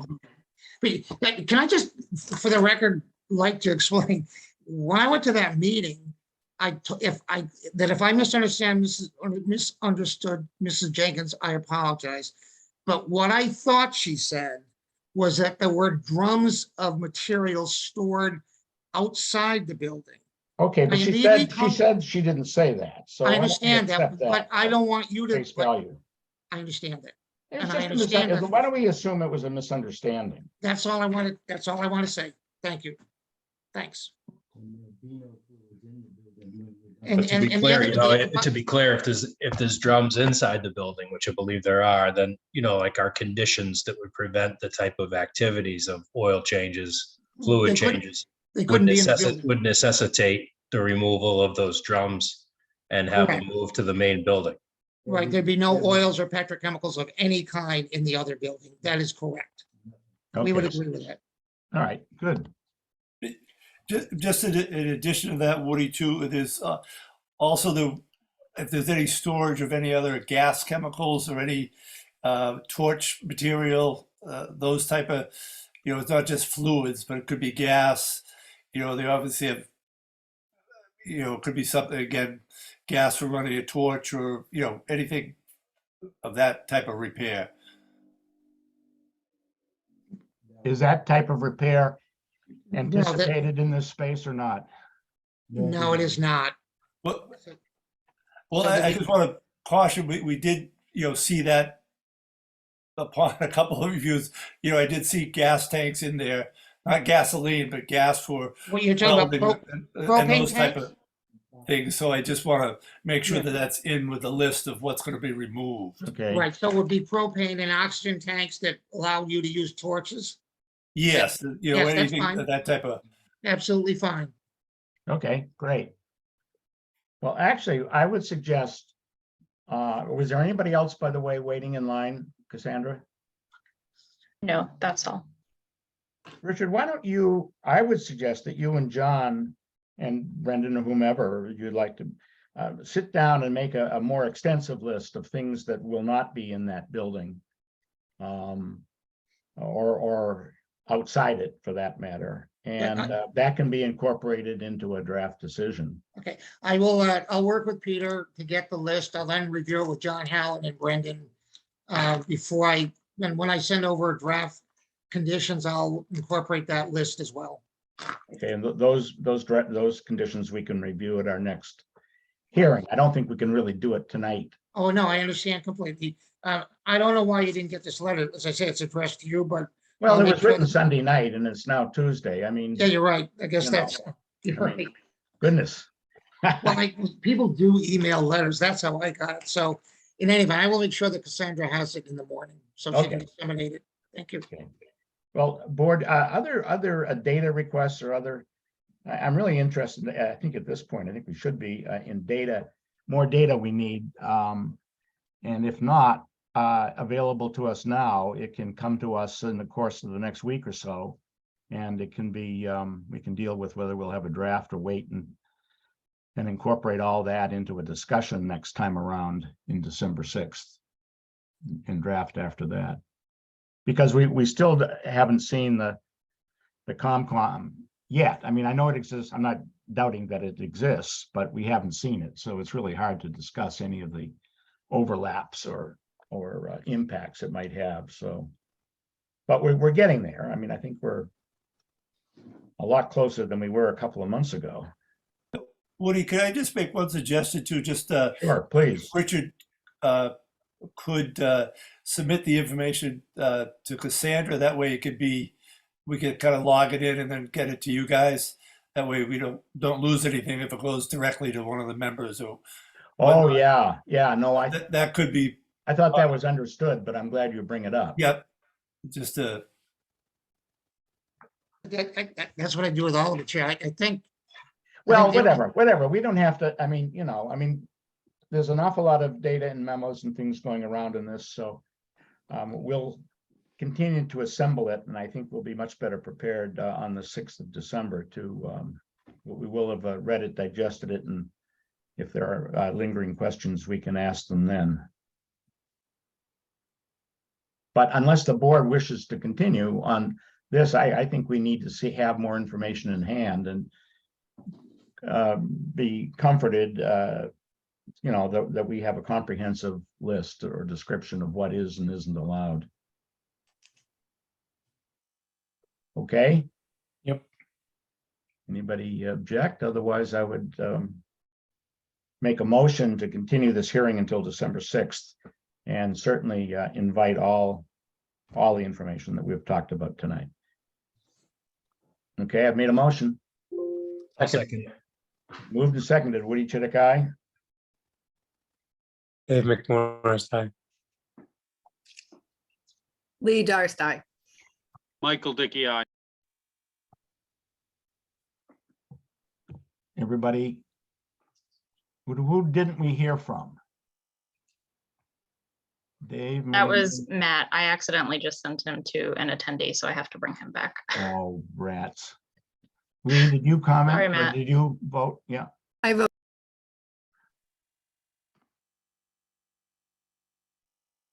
Let's He's see. coming back. Okay. Matt, do we have your vote to continue this hearing until December 6th? Matt Watkins, aye. Sorry, I had too All much right. to say. I guess I got I got demoted. Sorry. You've got to be nice to Cassandra. Richard probably hopes it was a few minutes ago, but Puts the big hammer on you. thanks. Okay, so that's moved and continued. Let's move on to our third hearing. Thank Again, you if very much again for your time. Thank Oh, you. thanks. Sorry, I didn't mean to cut you off. Not at all. Thank you. Okay, so now we go to 125 North Main Street, the Lennons.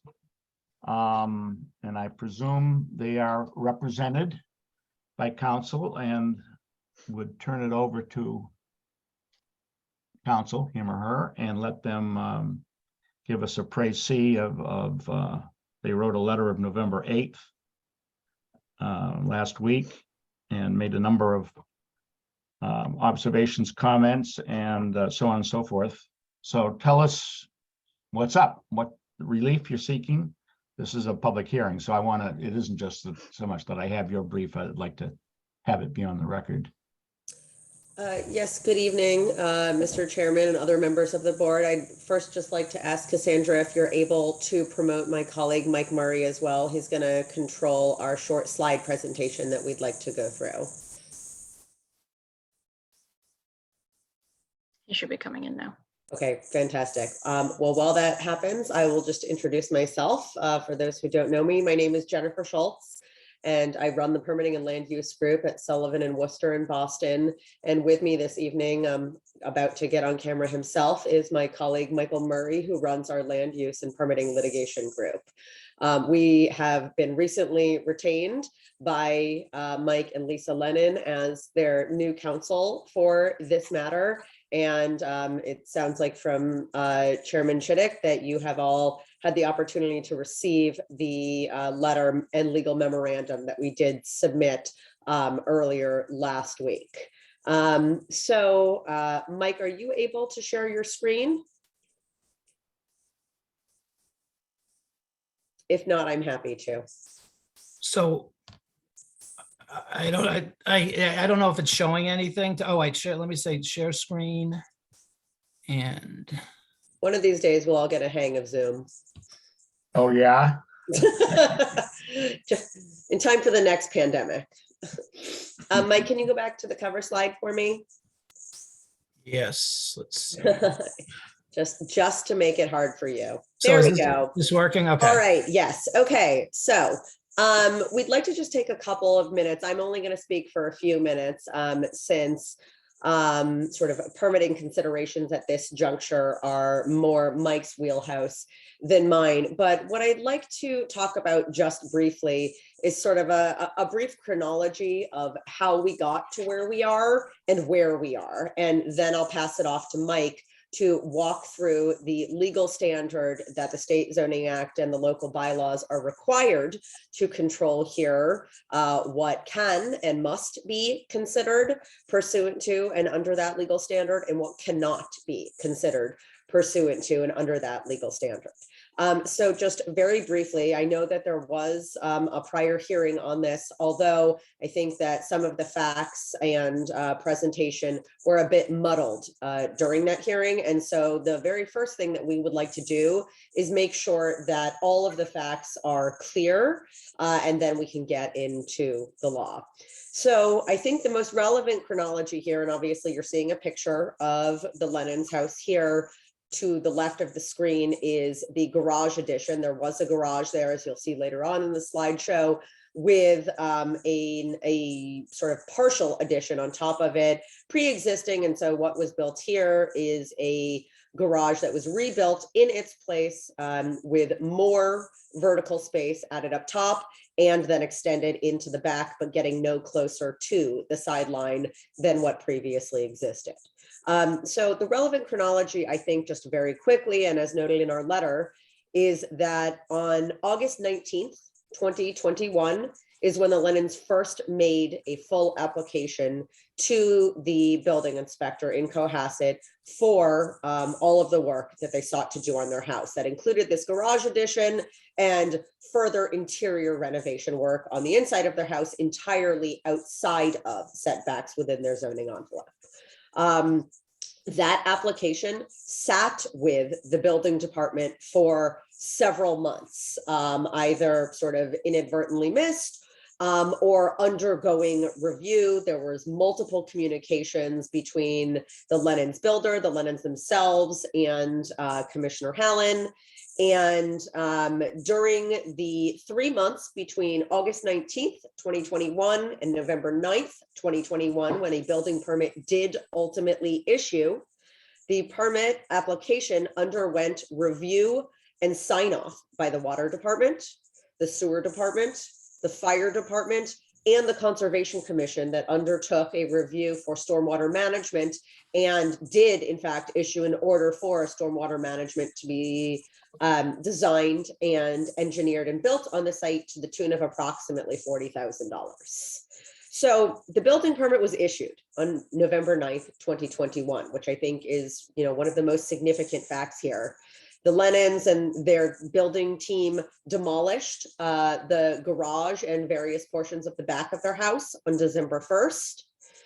In between December 1st, 2021 and July 12th, 2022, when the stop work order issued, there were at least 5 inspections made on their house by the building department. For foundation, for excavation, and then for the beginning of the framing work. And of course, as you can see from this picture, when the stop work order issued, the structure was on the exterior was completely built. So Mike, if you can take us to the next slide, please. So that gets us to sort of where I left in the chronology of how did we get here and then ultimately where we are. It has been acknowledged, I think, by everyone that although the building permit did issue and was acted upon appropriately, and I'll describe it as live for over 8 months on a house on North Main Street, so open and obvious to everyone in town pretty much. I think we all probably drive by North Main Street or walk by it on a daily basis, or if not something close to that, that the building permit was issued in error. However, the error was that of the towns alone, and in particular, the building inspector, whose job it is as a matter of statute, as a matter of law, to determine whether, when an application is made, any zoning relief is required. So Mike, if you can go to the next slide, please.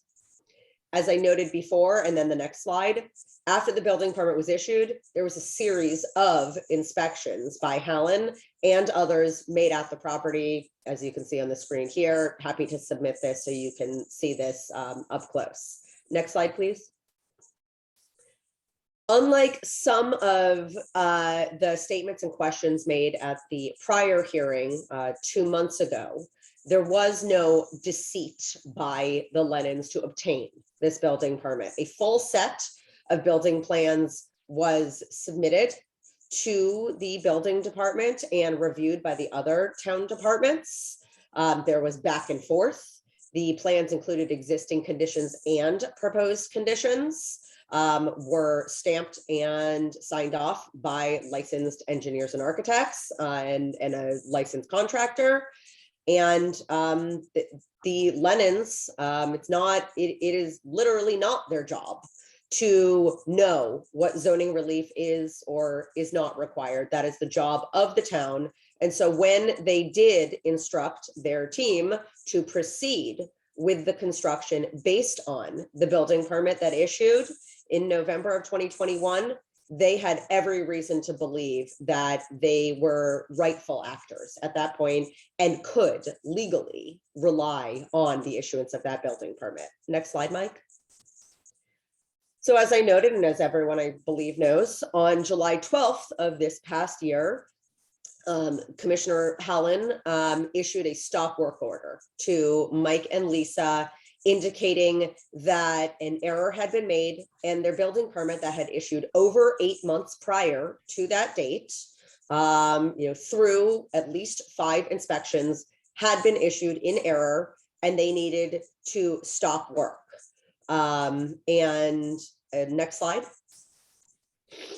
When that stop work order was issued, Commissioner Helen did nevertheless indicate that the addition that was at that point open to the elements could be made weather tight, and that other work well within the zoning envelope outside of any potential need for zoning relief could be continued. So in the next slide, you can see, and these are, I believe that's JH, John Hallen's notes on that and circled there, the areas where work could continue. In the next slide, where work could continue, in the next slide, and the one area where work could not continue.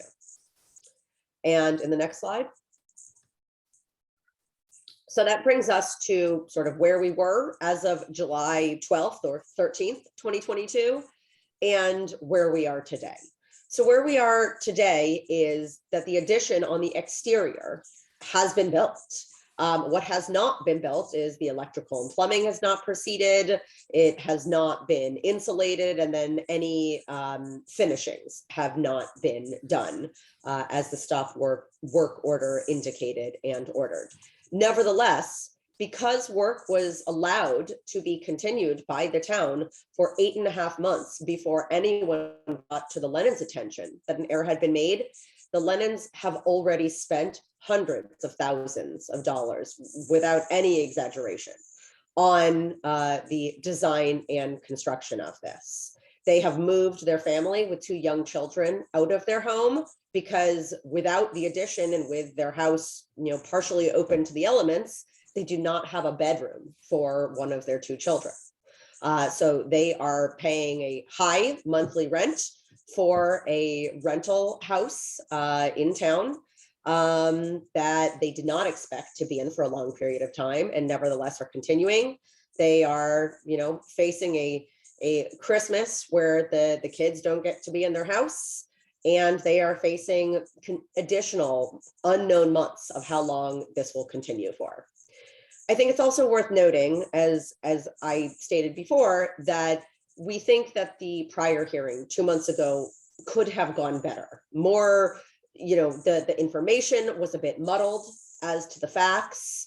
And we think rather significantly, the only legal standard that is permitted as a matter of law to apply here, and the manner in which the courts of Massachusetts require that legal standard be applied for a Section 6 finding, which is what we're talking about here, must be followed, and also controls what can and what cannot be considered by a local board. You go to the next slide, Mike. The other area that we are, and then I'll pass it off to Mike, is we have a built addition. It's not finished on the inside, but it's built and everyone can see what it looks like. And we have a built addition that really, while it does not conform with zoning because it was a pre-existing nonconformity as to the side setback, it is an addition that is rather conforming with a rather non-conforming neighborhood.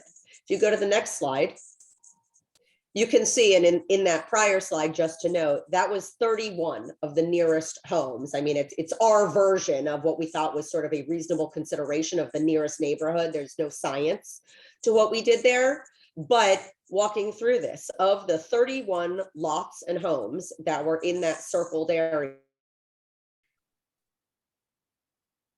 on the slide that was just showing, 21 of them, and on this slide and on the next slide, have some slightly greater than the Lennons, some slightly less great, all within that 20 feet. And I'll also note that on these charts, and this was similar to what was, or this is the same as what was submitted in our letter, accessory buildings, sheds, detached garages are not taken into account. So in fact, a lot of the nonconformities that you see here in the list are 0 lot line nonconformities, or in fact encroach over into the neighbors' lots.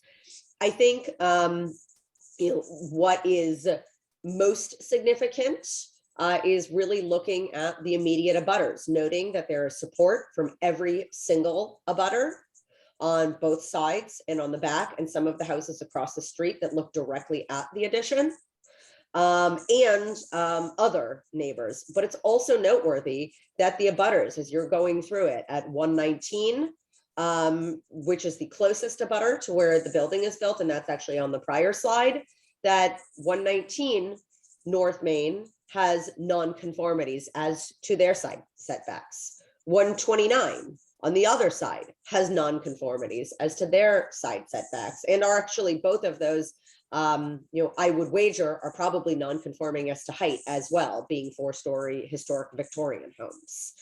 And so really, as Mike will get into, one of the factual considerations that case law in Massachusetts requires a board to consider when deciding whether to grant a Section 6 finding in a matter like this is to look at the neighborhood. And the neighborhood here, like many of the sort of sub-neighborhoods of Cohasset, is full of non-conforming homes built decades, if not centuries, before zoning was in place. As we all know, this is not a newly built subdivision with neat, square, rectangular lots with houses cleanly built within their zoning envelopes.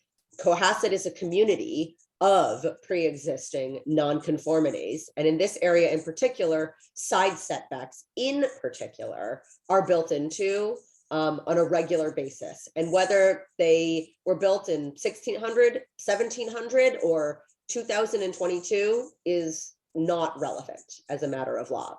So speaking of the law, I'm now ready to pass it over to Mike, who is going to walk you through the legal standard that must be applied, the facts that must be considered pursuant to that legal standard, what else the zoning board must consider as a matter of established case law, and perhaps as significantly, what the board may not consider as a matter of law. So thank you for your time, and I'll pass it over to Mike.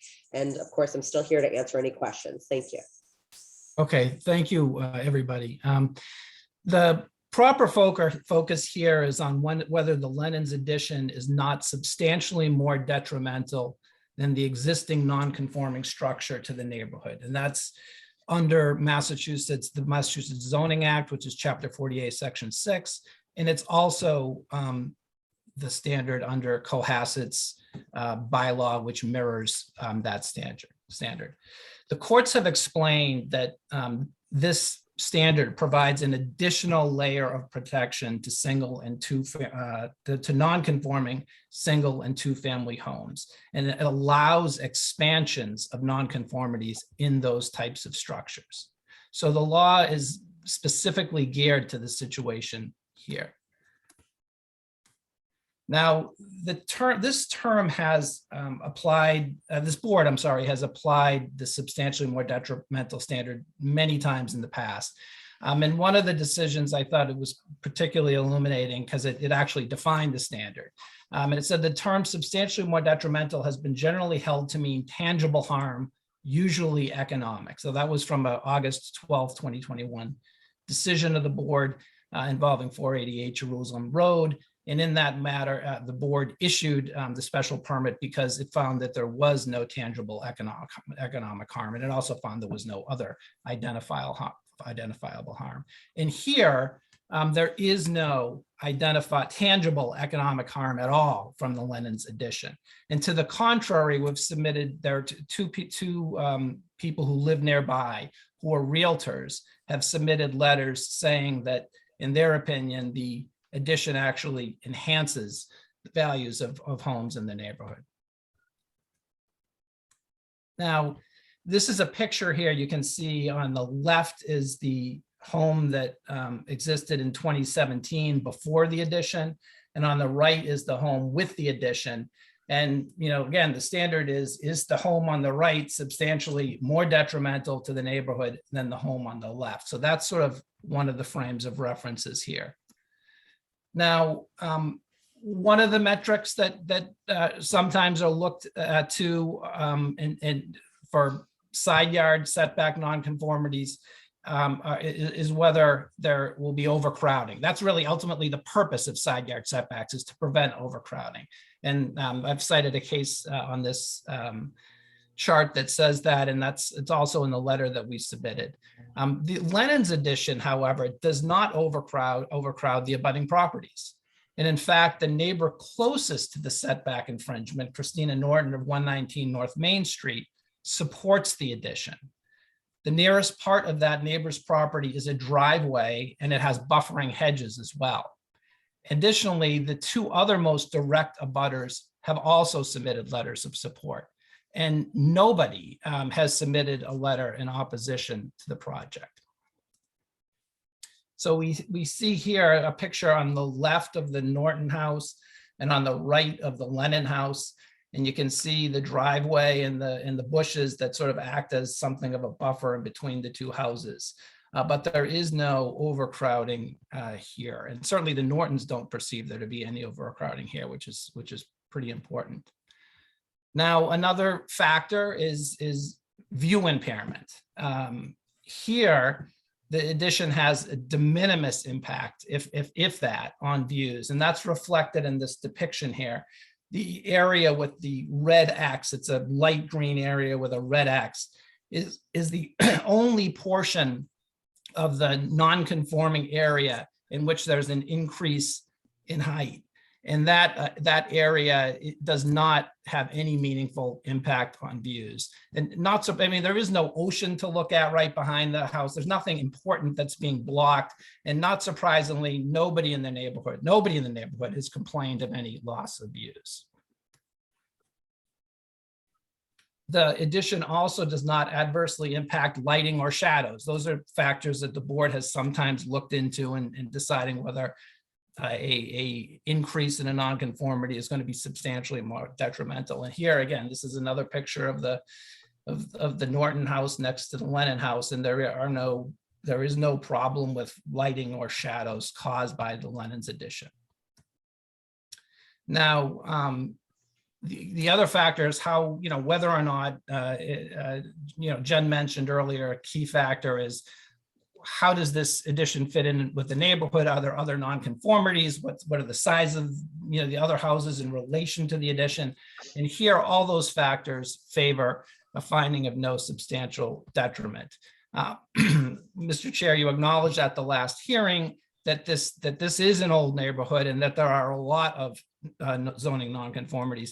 And that is a factor that favors no substantial detriment. The courts have said that, and we cite those cases. They're not on the slide, but they are in the letter that I submitted. Now, another way we know that the addition fits in well with the neighborhood is that the addition is not made of cookie cutter houses. There are some, 3 and 4 story Victorian houses, and there are 2-story capes, and there are homes in between.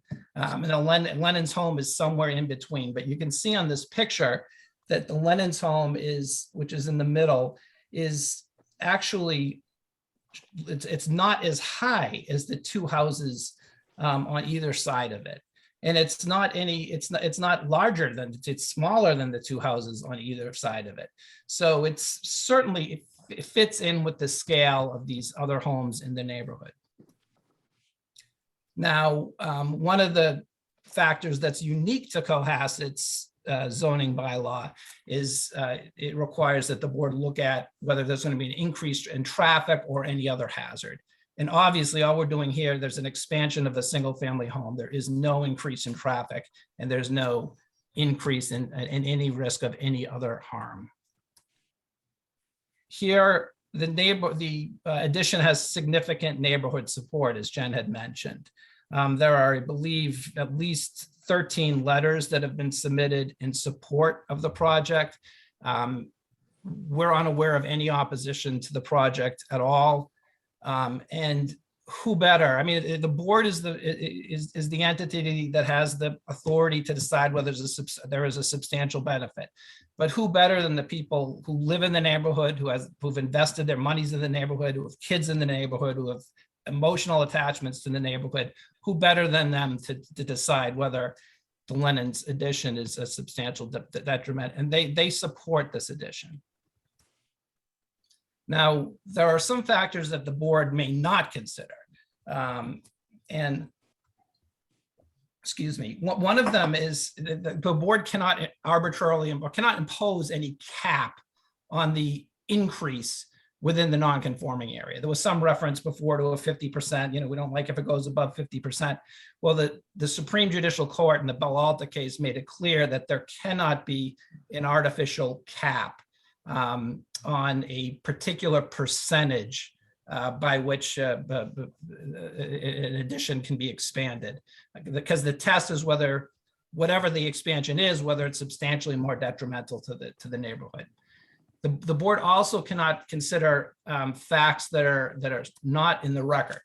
So the board is confined to considering facts that have been presented to the board. And the third major item that the boards cannot consider is a desire to make an example of the Lennons or to dissuade other people in the neighborhood or the town from pursuing similar additions. That too is something that the Massachusetts appellate courts have made clear is not a proper consideration. Now, when you consider all of the, when you exclude all of the improper considerations, a cap on permissible increase in size, matters not in the record, and a desire to punish the Lennons or discourage others from expanding their homes, the proper factors all compel a finding of no substantial detriment. And I can't think of any other metric that could be looked at for the expansion in a side yard setback. There's no tangible economic harm. There's no overcrowding. There's no meaningful loss of views. There's no adverse impact on light and shadows. The addition fits in with abutting homes and the neighborhood. There is no increase in traffic or any other risk. And there is overwhelming neighborhood support and no opposition. Now, given this overwhelming record showing no substantial detriment, a denial of the Lennon special permit application would be arbitrary and capricious. And there's also another reason why a denial here would be improper, we believe. We just want to bring it to your attention. We asked the town to provide us with all applications within the last 5 years for expansions expansions of existing nonconformities. And we were given 35 of them. And 33 of those 35 applications that went to a decision were granted. The special permits were granted. Only 2 were denied. And those 2 are very different than the application here. We're not aware of anything like the Lennons that has been denied, especially when it has the type of neighborhood support that the Lennons have. So, we believe in addition to all the other reasons that I just summarized on the last slide, that a denial here would effectively be treating the Lennons differently than the way everybody else has been treated in the last few years. So that's all I have to say. Thank you very much for your time. Okay. All right, the board. Questions of the applicants or their applicants' representatives?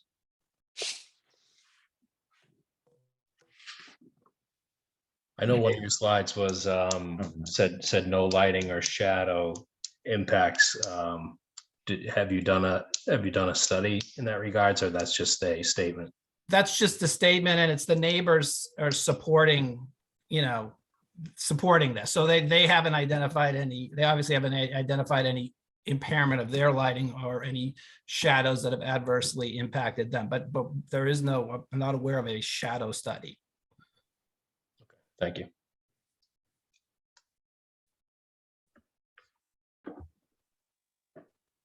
Dave? I don't think I have any questions. I mean, everything's all the facts are pretty well established here. Okay. Who else? Lee or Mike or I don't know. I don't have Charlie? any questions. No, I'm certainly not going to question the presentation. Thought it was, accurate presentation. So no questions from me, Woody. Yeah, I think that I won't disagree with you. I think we have to take a step back and have a couple of very simple findings. Is a special permit required? Is any relief required per either 87B or variance? And if some relief is required, what is it? I think you've made the case that or proposed that it's a special permit under 87B as opposed to no relief is needed at all. That could be an argument, but I think that's a tougher one to hit.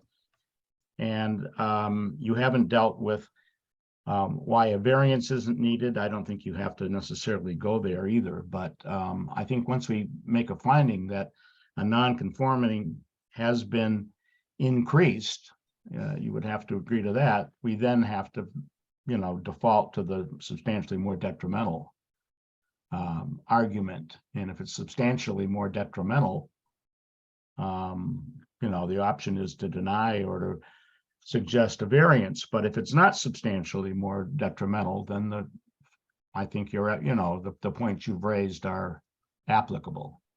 That yes, of course, it's a neighborhood full of old houses, this not being one. Well, it was built in 1948, I think, so at least originally.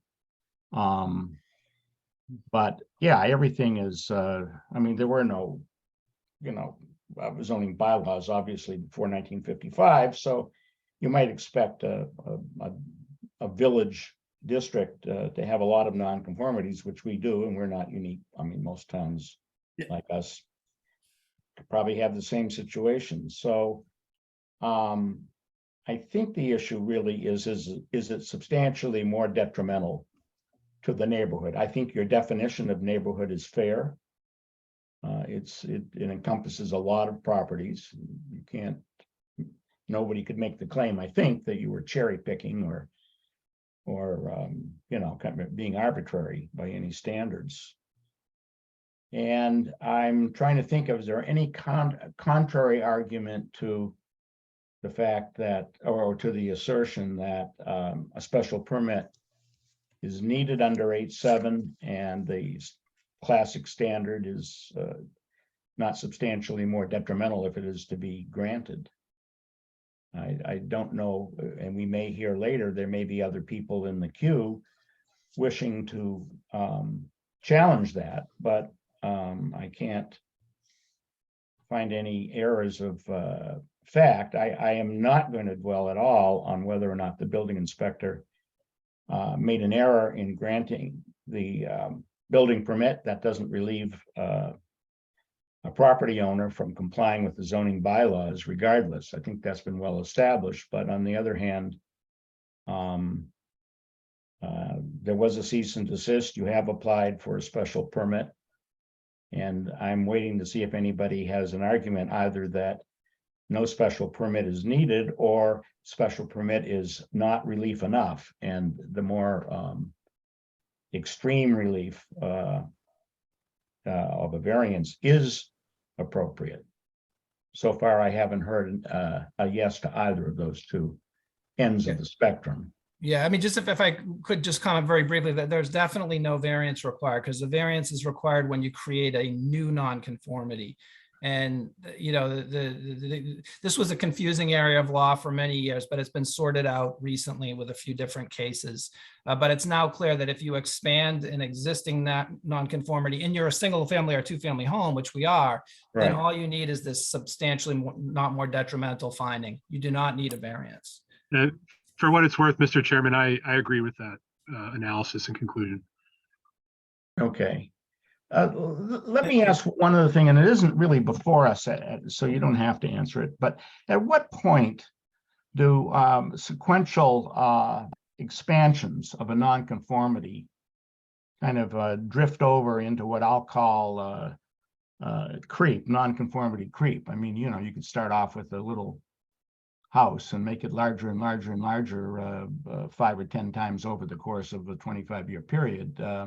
Each of those increments is small, but the beginning point and the end point are radically different. Was that a question for me, Mr. Chairman, Yes, or for? Yes. No, it's a question for you. Okay. If you don't mind. Sure. Well, there's not really an easy answer to that question. There's not a bright line rule that applies. Again, the sort of fallback default standard that applies is the substantially more detrimental as compared to the existing nonconformities. So, you know, I think all the factors that go into that analysis were accurately laid out by applicant's counsel.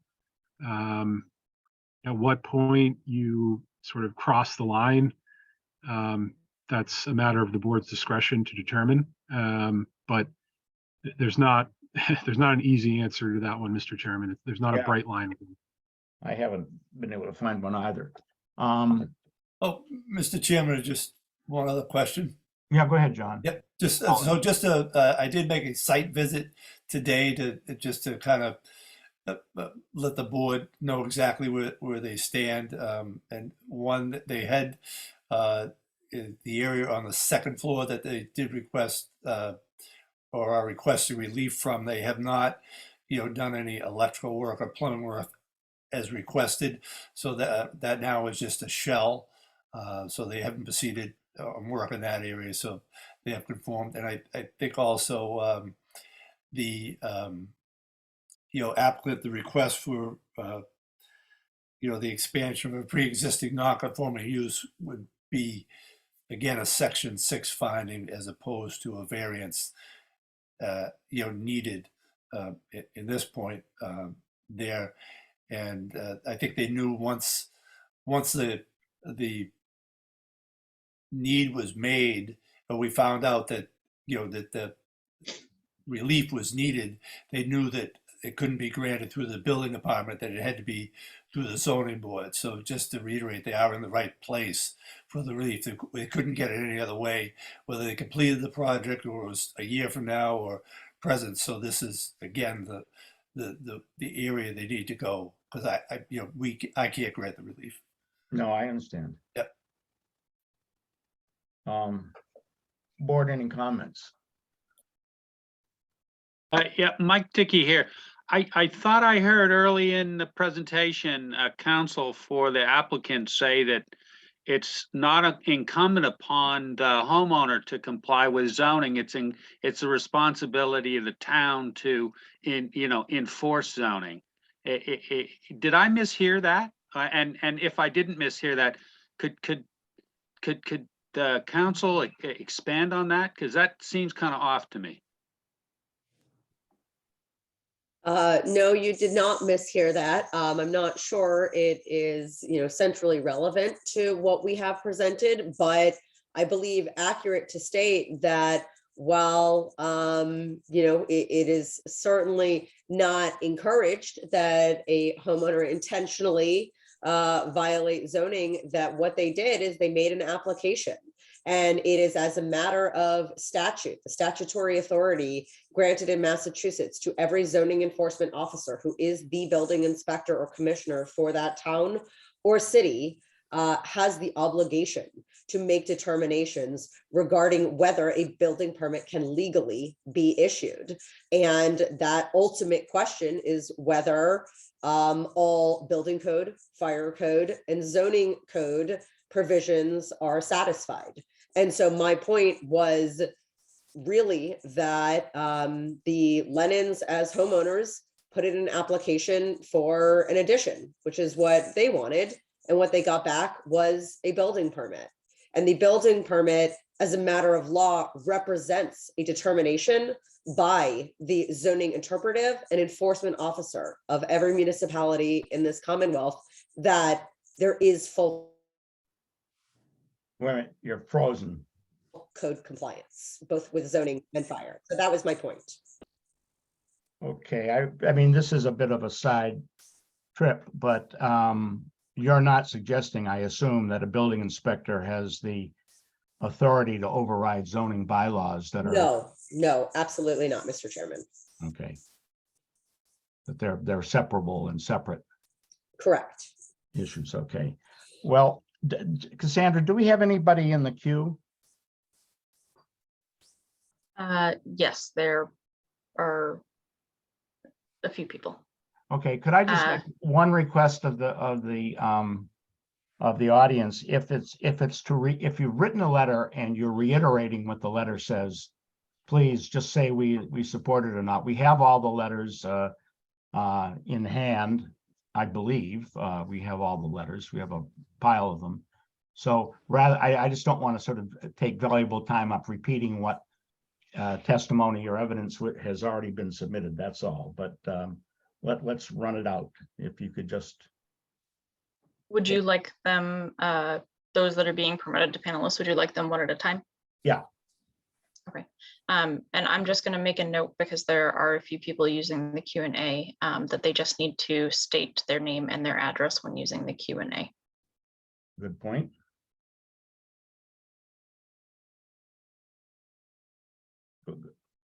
So you're promoting someone? Yes.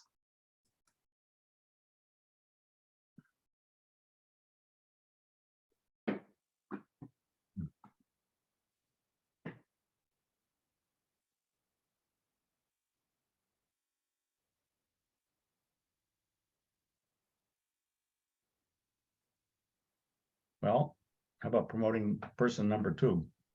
I'm sorry. I've unmuted myself. I'm Linda Henderson. I am a neighbor of the Lennons, and my husband and I fully support them in this. I am shocked that people can well-meaningly go about the whole permitting process and then be stopped when they're hundreds of thousands of dollars into construction. Well, that doesn't seem fair. I would agree with you. But when relief is needed, it needs to be either granted or rejected. It can't be ignored. And the fact that this came up late in the game, too late you know, in some respects, is unfortunate, but it doesn't relieve us of having to make a finding. Well, I just think the Lennons have been inconvenienced enough and they should be allowed to continue with their construction. Okay, We've had a construction site next door to us now for over a year, and it should be completed. okay, noted. Thank you. Thank you.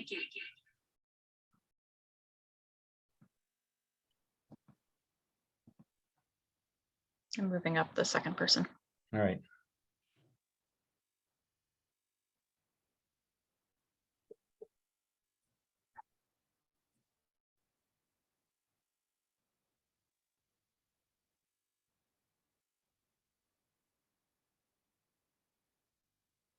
What's happening?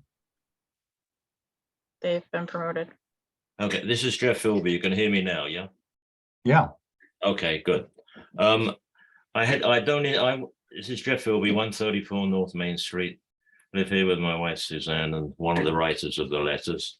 And I'm not planning on reading the letter or repeating anything that's in it, but I would just like to add this. I learned something tonight about the real deciding factor seems that there's no detrimental impact, negative impact on the community. And I would go beyond not detrimental. I would say it's actually enhanced the neighborhood. I'm certainly pleased it's gone up, and for a greedy reason, and I'm sure it's improved the value of our home and it's improved the neighborhood.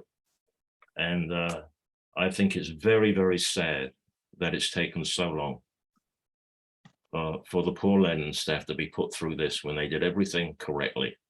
And I think that we should move, or sorry, the town should move, the board should move as expeditiously as possible, so this family can get back into that home and live the dream that had this terrible black cloud poured upon it through no fault of their own.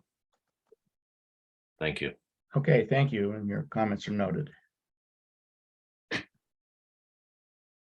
Who else there, Cassandra? Anyone else? Yes. So there's 2 more people with their hands raised.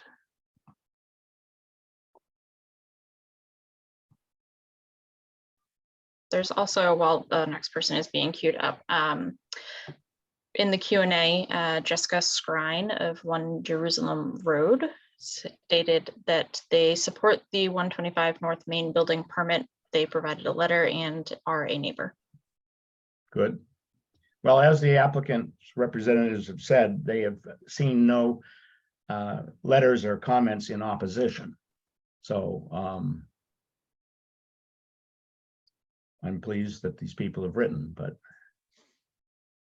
anybody else that has a kind of a different slant? I'm going to make an assumption that most people in the queue are in favor, if not everyone.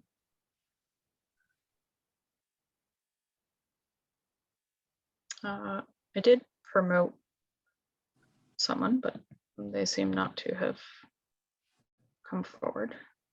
Let me try again.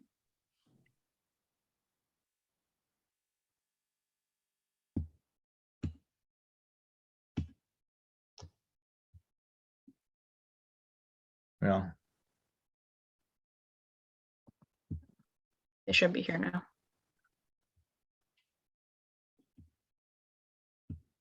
Hey, this is Kyle Norton at 119 North Main Street, the direct abutter to the Lennons. They've had our full support through the entire project and to continue to have the support. We think the addition looks great. It fits the community, and that's all been in the letters we've sent. And for what it's worth, I think there was a comment or question on the lighting or shadows, and there's been no impact whatsoever. So they still have our complete support for the project. okay, great. Thank you. Thank you. Anyone else? Leave. That is all. Okay, well, with that, board, do you have other further questions of the applicant or applicant's reps? And there is one other thing, and it's a process or procedural matter. I believe that the extension or the continuance was, and I'll ask Alex if I'm wrong, the extension or continuance, damn it, the continuance was until today. basically, November 15th. And we need time to consider, to draft a decision, deliberate on it next month on the 6th of December, and then there's the 14-day filing period. I'd like an extension of that continuance for the purposes of which I've just cited. I don't want to get trapped in a procedural or a deadline kind of issue. Sure. So through you, Mr. Chairman, you know, as I think you're aware, the time frame that applies here is the board has to act on the application within 100 days. The application was initially filed on August 2nd. So the initial 100-day deadline would have been November 10th. The applicant, I know, had agreed in writing to extend the public hearing until today. However, the original 14-day deadline after the 100 days expires for the board to file its decision with the town clerk currently is November 24th. So, you know, if the applicant is willing to grant an extension for issuance and recording of the board's decision, I think that would be helpful, but that's obviously up to them. Yeah, I mean, from our perspective, we would like a vote. The applicant has, I mean, the holidays are kind of already semi messed up because of this. Their children can't, you know, live in a completed bedroom. They can't live there. You know, we think all the evidence is in, you know, if there's the decision doesn't have to issue right away, but they'd like a vote. They'd like to be able to go on with their lives. You know, don't we have 14 days to file a decision were we to vote tonight? So we're talking about. Yeah, we haven't closed the hearing yet, though. Yeah, we haven't closed the hearing, and I really would like the board to agree to conditions, if any, and the facts of a decision, rather than just take a vote, yes or no, on the, you know, with nothing in writing in hand. I don't want to penalize the applicants either unnecessarily, but we do meet in 3 weeks, and I'm sure we could have a draft decision. Mr. Chairman, perhaps the board could vote this evening whether or not to issue the finding. And then if the applicant is willing to grant an extension for the date of the filing of the decision, I think that would work. Yes, we would consent to that. Okay, and how much of an extension would you suggest, Alex? That's really up to you, Mr. Chairman, in terms of logistically what makes sense for the board. Okay, well, if so, I really would like the board to look at a draft decision, and we don't meet for 3 weeks. We could vote tonight, and let's assume that the vote goes in your favor. We grant you the special permit. I still would like there to be a review of the decision by our board, as opposed to just a voice vote and my or somebody else writing it up and filing it without review. You do that? Just one other point of view, Mr. Chairman. Yeah. Yeah.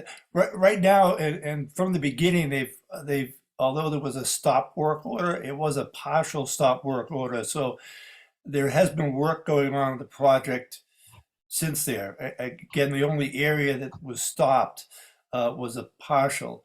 That second as floor, early as yeah. today, you know, they've been working there, and the project has been moving along. So we were pretty lenient in that decision and took that consideration. You know, considering that, you know, both the contractor and 2 design professionals missed the zoning requirements too. So we haven't stopped the whole project. They are working there and continue to work there, and we've allowed that, and they've called for inspections as needed. We have not, again, stopped the whole project. So I just want to make that clear for everyone. Well, Alex, how far can we go? I mean, I really want the board to take a look at a draft decision. That's really up to the applicant's council. Yeah, I mean, we want to vote. We think that if the vote is favorable, that is a signal that we can, finish the project. We don't care about I shouldn't say we don't care. We're happy to give the board whatever time the board wants on a written decision to memorialize the vote. Although I would sort of limit what my colleague just said, that we would strongly prefer, if possible, that a decision, and it sounds like this is what the chair is indicating, excuse me, be prepared and discussed at the next hearing, being cognizant of the fact that I presume that Commissioner Hallen is not going to issue the remainder of the building permit at risk until the decision has been filed and an appeal period passed. And so for that reason, we are still keeping an eye on the clock, but do understand and appreciate the request for several weeks to prepare a decision and then to be able to discuss it at an open meeting. So what we would request respectfully would be a vote this evening, followed by a decision that is prepared and then discussed at the open meeting at your next hearing in December, with the hopes that that is the date at which this is fully closed out so that that decision can be filed and the appeal period run. And then the remainder of the building permit can be, I don't know if we say reissued or issued anew for the rest of the work to proceed. So, thank you, Jennifer. I think maybe we could agree then that the deadline for the board to file the decision would be a day or two after whatever the next hearing date is. Yes, and we would be happy to put that consent in writing, Alex. Could you give it like 3 or 4 just in case there are edits or something? I mean, Sure. I'm not trying to, I certainly agree that we would discuss the draft on the 6th of December thoroughly. Sure. It would be my best attempt yes. at a finished product. Yes, I'm just but it looking might at my not- calendar. Might not pass muster entirely. Yes, we would be December 6th happy is a to Tuesday. grant a written extension until Friday, December. Yeah, 9th. at the end of that week. Yes. That's fine. Okay, so Alex, you're comfortable with us taking a vote tonight, but reviewing the decision and filing it that week of December 6th through the whatever the hell it is. 9. Yes, Mr. Chairman, I am comfortable given the applicant's counsel's representation that they will submit a written acknowledgement that the deadline for the board to record its decision with the town clerk will be December 9th. Or December 9th. Yeah, that's fine with me. All right, well, I'd make a motion that we approve the application for a special permit under H7B, and further that we review and finalize a decision on at our next meeting on December 6th. And Jennifer and not Jennifer, but Cassandra and I will take the responsibility of making sure that it's filed in a timely fashion after that by December 9th. Do we have to close this hearing first? Yeah. Yeah. Yes, Mr. Chairman, procedurally, the public hearing should be closed first. Sorry. Well, I would make a motion to close the hearing. Second. Okay, all in favor? Woody Chitik, aye? Dave McMorris, aye. Okay, do we get on enough? Sounded like it. All right, well then, I also would make a motion to approve the application for special permit under H7B and assign me the job of memorializing this decision in writing for review on December 6th. So it's a lengthy motion, not too lengthy. Do I have a second? Second. Okay, moved and seconded. All in favor? Woody Chitik, aye? Dave McMorris, aye. Earl Higginson, aye. Lee Darcey. Michael Dickey, aye. Matt Watkins, aye. Okay, unanimous. Okay. Thank you very much. All Thank you, right. Mr. Chairman. Okay, and thank everybody for, in the audience for writing in letters of support. All right, let's move to the next hearing, 49 Border Street. Mr. Chairman, did you want me to stick around for any other hearings or we? I don't think you have to. Okay, all right. Thanks, Mr. Chairman. Thanks, members of the board. Everyone have a good night.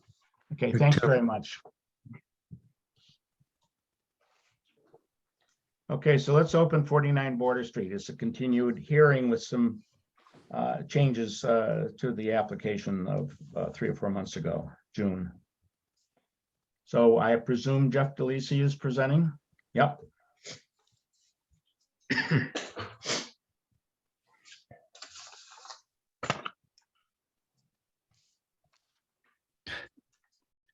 Go ahead. Hi, Jeff DeLisi. I'm joined tonight by Jeff Hassett of Morse Engineering, along with Julie Johnson of Custom Home Design, and our builder, Brian Greenberg. And Pete and Carly Wariski are here as well. If you can make sure to promote all of them. Just at the outset, a little bit of a procedure here. Is this the hearing on the special permit application, which was previously continued, or is this the hearing on the variance? I think it should be the continued hearing unless, well, I don't know. What do you, I think that the board has the authority to switch it, and I would request that the board hear the variance application. Will necessarily discuss the special permit, but depending on the view of the board, the special permit application might become mooted as a result of the grant of a variance, if that were the way it were to go. okay, that's fine with me. Great. Okay, so we're very proud to bring this application to the board tonight. That being the variance application, you may recall that we appeared before the board in July with the special permit application to raise the existing 2-family dwelling and to reconstruct a single-family dwelling in its place in nearly the identical footprint, but much higher. The board at that hearing expressed a bit of an ambivalence about the design, and we also had our abutters to the rear at 51 Border Street also expressed concern about that application. And as a result of that hearing, we kind of went back to the drawing board and we closely collaborated with those same abutters with various concepts that would be less impactful to their interests. And we jointly landed on the design that's in front of the board this evening, the variance design. So just to give you a quick recap, the property at 49 Border Street is located in the Residence B zoning district. It's also located in the Cohasset Floodplain and Watershed Protection Overlay zoning district. The property contains a house that was constructed in the 1800s.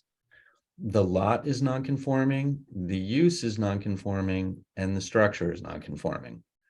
The lot is non-conforming because it's 3,555 square feet in a zone that otherwise would require 35,000 square feet. And it is about 53 feet in width in a zone that requires 125 feet in width.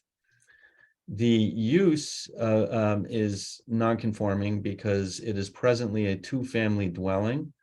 And in this zone, in order to convert from a single family to a 2-family dwelling, you need 48,000 square feet of land. And obviously we are well below that.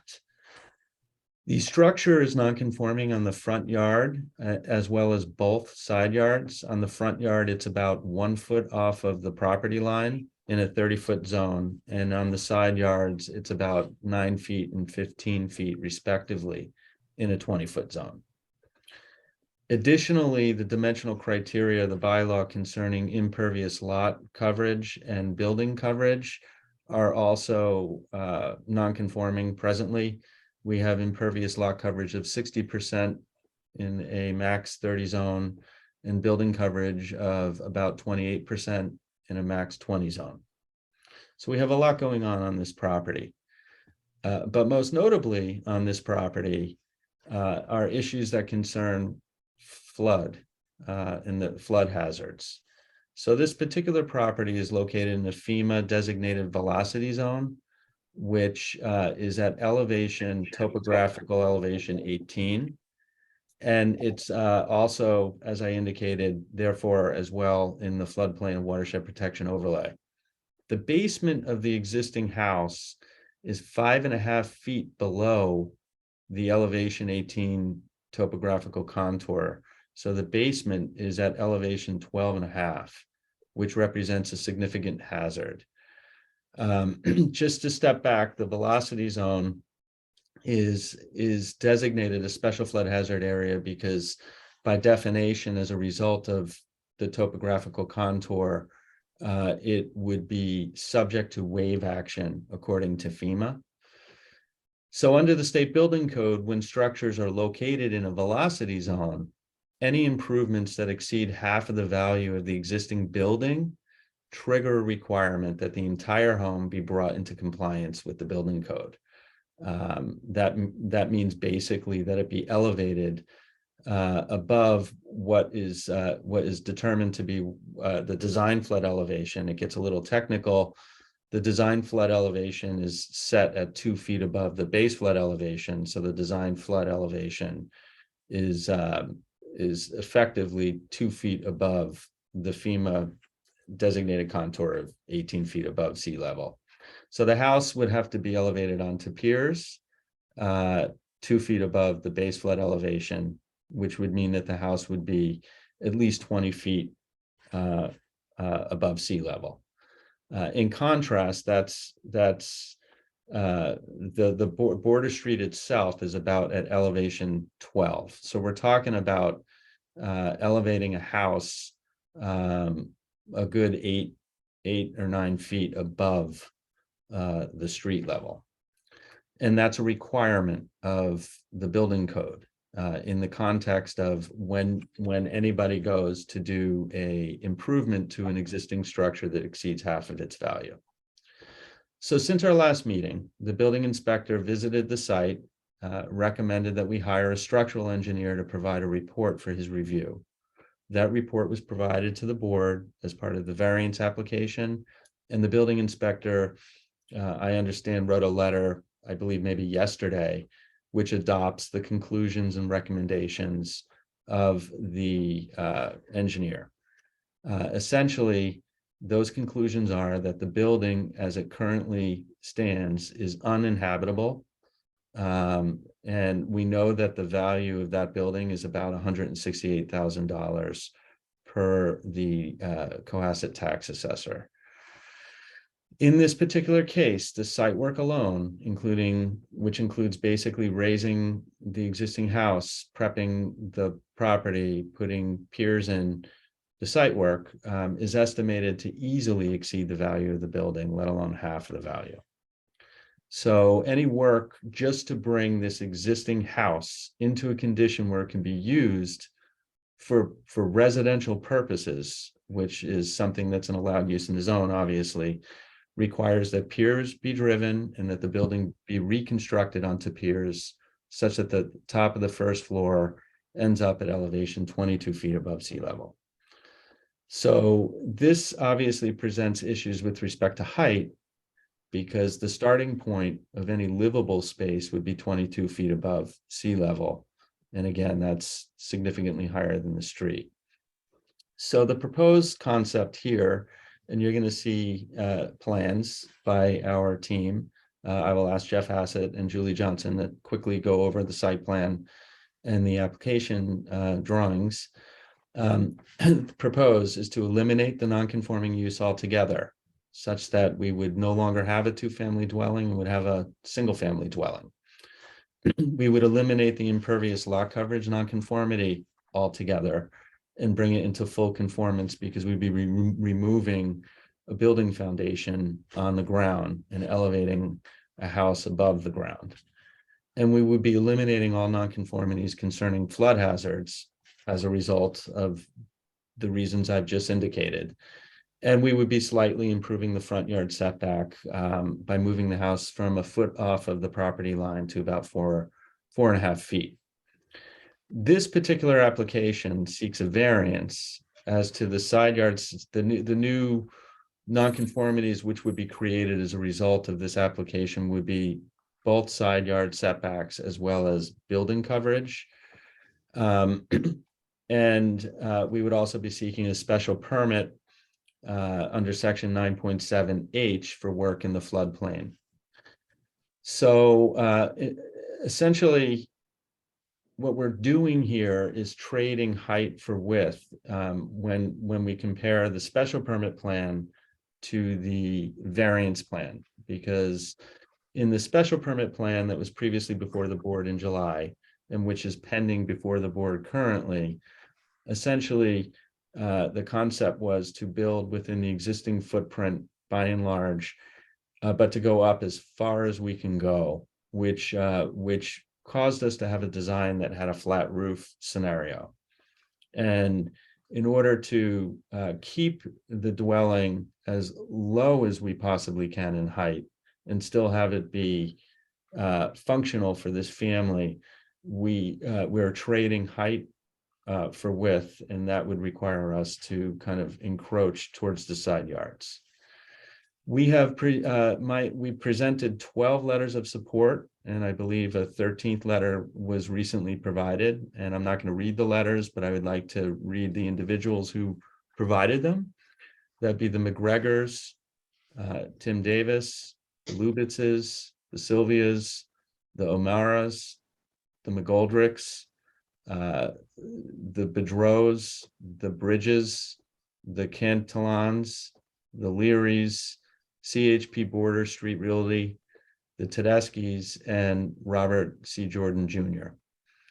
About a week and a half ago, I submitted a letter which addresses the variance criteria. That letter is in your package. It's dated November 7th.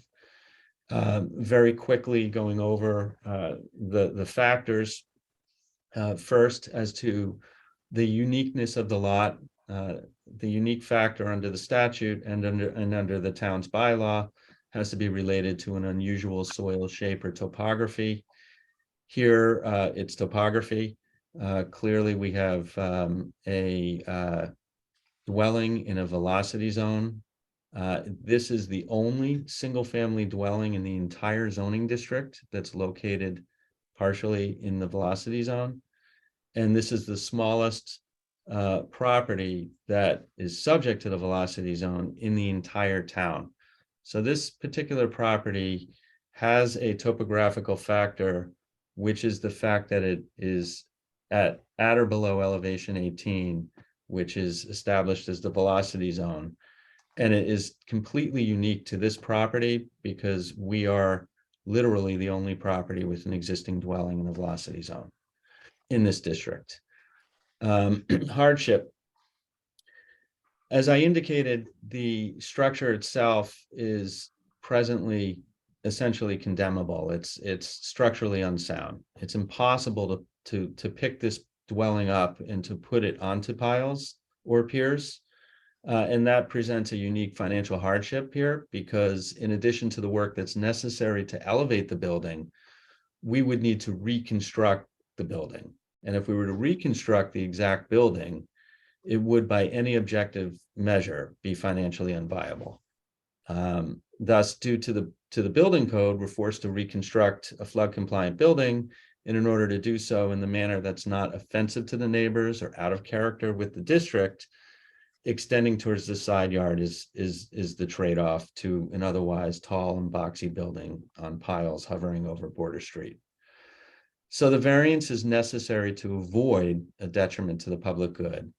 And that is in keeping with the reasons or the purposes for the zoning bylaw, in particular in this case to promote safety and to keep and preserve the architectural character of the neighborhood. So if ever, just in summary, if ever there's a property here that meets the variance criteria, this is it. Since the property is so unique, we don't really have to worry about the possibility of creating a precedent. And Pete and Carly are actually I think I probably neglected to mention that in their discussions with our neighbors, the Massas at 51 Border Street, we've agreed that we would be willing to live with a condition of approval in this zoning decision should the board issue this variance that limits the structure to an elevation at or below elevation 51 feet above sea level. And that presents a win-win for the zoning district, for the abutter and the Wariskis. So having said that, as my fairly brief but lengthy introduction, I'm going to ask Jeff to present his site plan and then ask Julie to quickly present her drawings, unless the board has any questions or wishes to proceed differently. We might as well hear your presentation in full and then can come back. Thank you so much. All right, thank you, Jeff. Jeff Hassett here with Morse Engineering, civil engineer. And I will share the site plan. So this property, and I'll try not to be too redundant. I think Jeff covered it very thoroughly. But currently the existing home sits centrally located on the property. And it's actually a two-family home.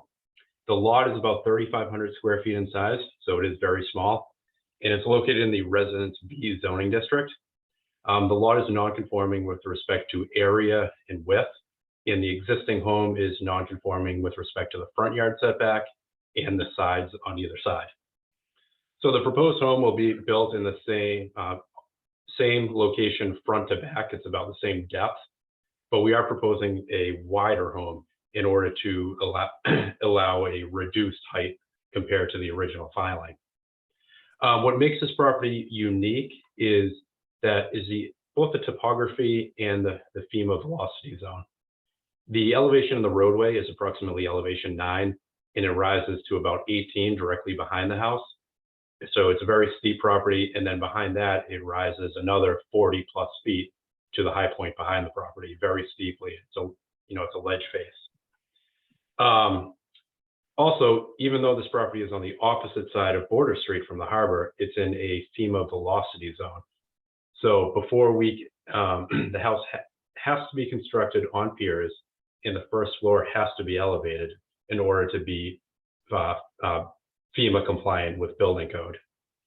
So the proposed, I think Julie will give you a little more information on the height, but with this footprint, we have the height listed in the zoning table at the bottom of the page, but we're able to propose a maximum height of 33 feet where 40 is allowed, and a height to the midpoint of the roof of 29 where 35 is permitted. So this is significantly shorter than the original special permit application. Thank you.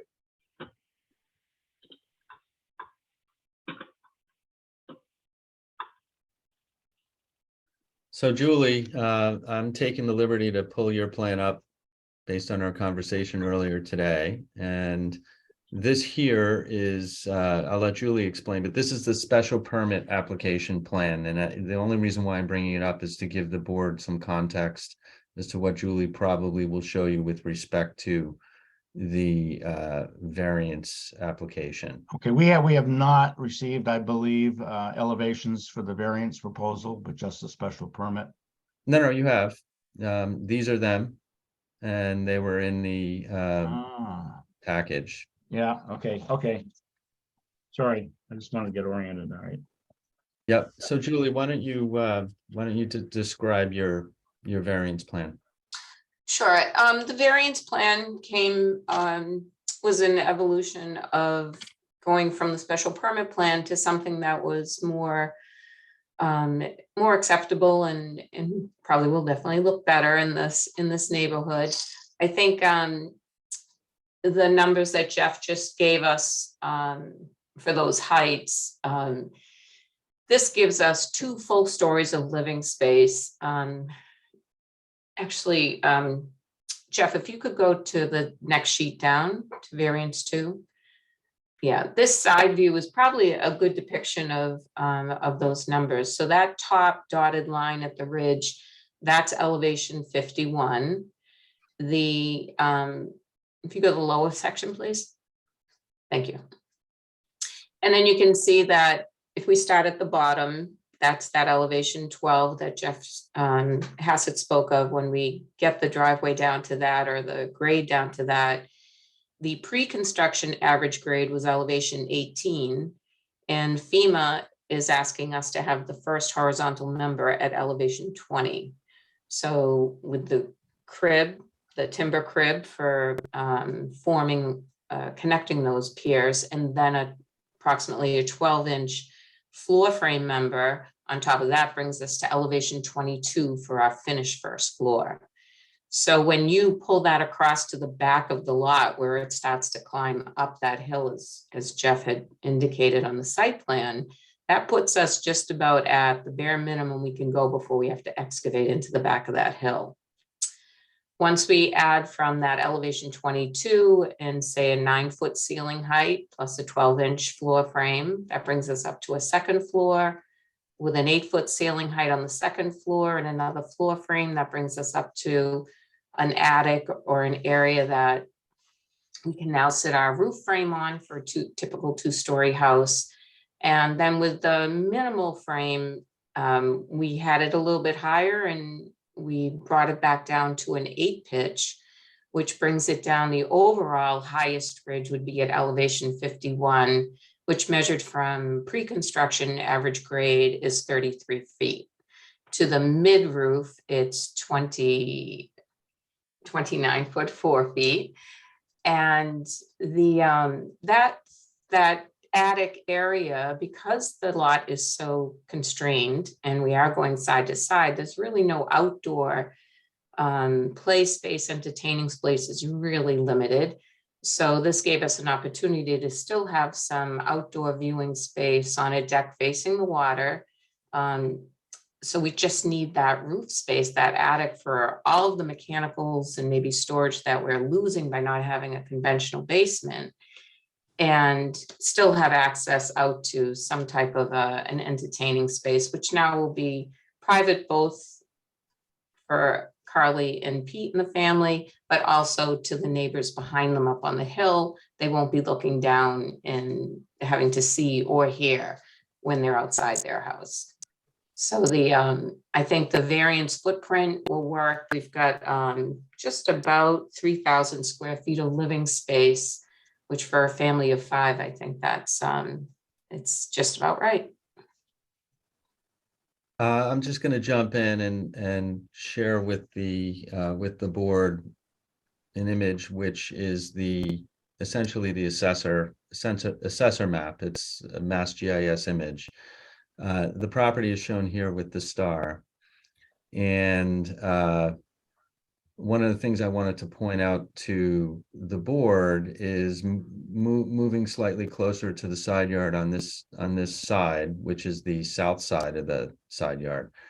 Really, the closest house on the side of the street is way over here, which is like over 800 feet away, I think. And then on the right side or the north side, we're still looking at least 60 feet between the closest part of the house over here and where we propose to have our structure. So and you can see, in this area here, how close everything is. I know this is an approximate map, but some of these properties are either on the line or over. And then that continues in this direction as well. So, what we have strived to do here is to listen to the concerns of the board, listen to the concerns of our neighbor, and make our plan better. And we think that we have, clearly we have the criteria, and my letter kind of spells it out. And this is really an opportunity to grant a variance that results in a better project for everybody. And so that's really the goal. That's what we've tried to accomplish. I think we've met it. And I thought I saw that the masses were here this evening. I'm sure that they would be happy to speak, but I'll open it up to the board for any questions. Well, don't you have Brian next up? Brian, if you feel I missed anything, our builder, Brian Greenberg. Oh, okay. I just didn't know if he was next in line. And you were... No. Brian is probably going to speak because he can't possibly not speak. Yeah. It's not in his nature to be quiet. Shut me up. No, Mr. Chair, I'm mainly here for any technical questions or construction related questions, but happy to chime in if I'm needed in any other capacity as well. Thanks. Okay, so the variance project or the variance plan does away with that fourth level of the outside, lounge area, et cetera. This is a pitched roof. The attic is a pitched roof Yes. entirely. Yeah. Is it habitable? How There is about 7 feet tall or taller? it is at the ridge. We've got on 10, we've got just about 7'2" for a collar tie. And that image that we had up, it's enough that when you get to you can have a walk-up attic. So you can get to the top of the stairs, walk back around the stairs and get out onto that deck. Or you can turn into a room and get into some storage area. Essentially, a bedroom or two. Could you add another bedroom or two up there? No, I don't think it's adequate for that. We don't have, we wouldn't have egress by code. We wouldn't have the right windows in that. So it could be space that would be conditioned, but it would really only be the space that gets you out to that room, out to that deck. Okay.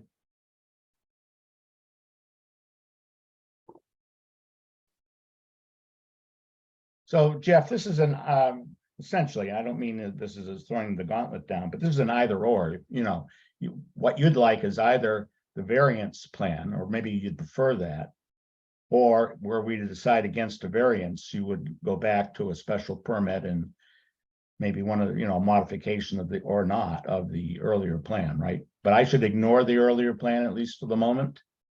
Yeah, I think that you should ignore it. Our preference is to build the variance plan. I don't think that the special permit plan is something that would be acceptable to our closest abutters for the reasons that they indicated in the prior meeting. The plan here would be, should the board vote to accept a variance plan or to approve a variance plan, I would probably request that the board continue the special permit hearing until to give the appeal period the time to pass, and so that we know that we're constructing that. But we really want the board to pass judgment on the variance plan, and we would hope that the board agrees with our analysis. Okay. Board, what preliminary questions I'd like to probe a little bit later on in the variance conditions, but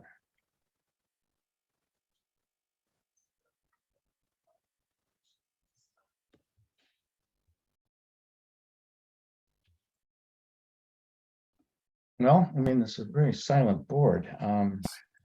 I don't see velocity zone anywhere here depicted.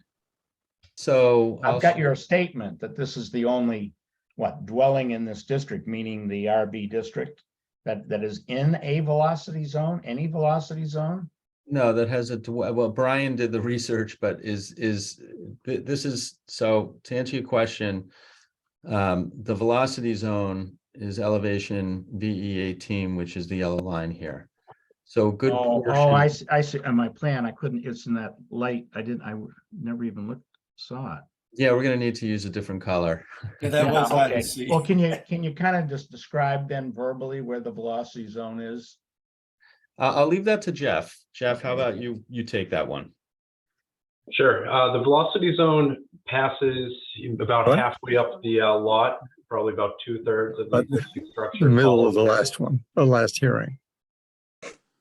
About 2/3 of the existing and proposed structures fall within the velocity zone.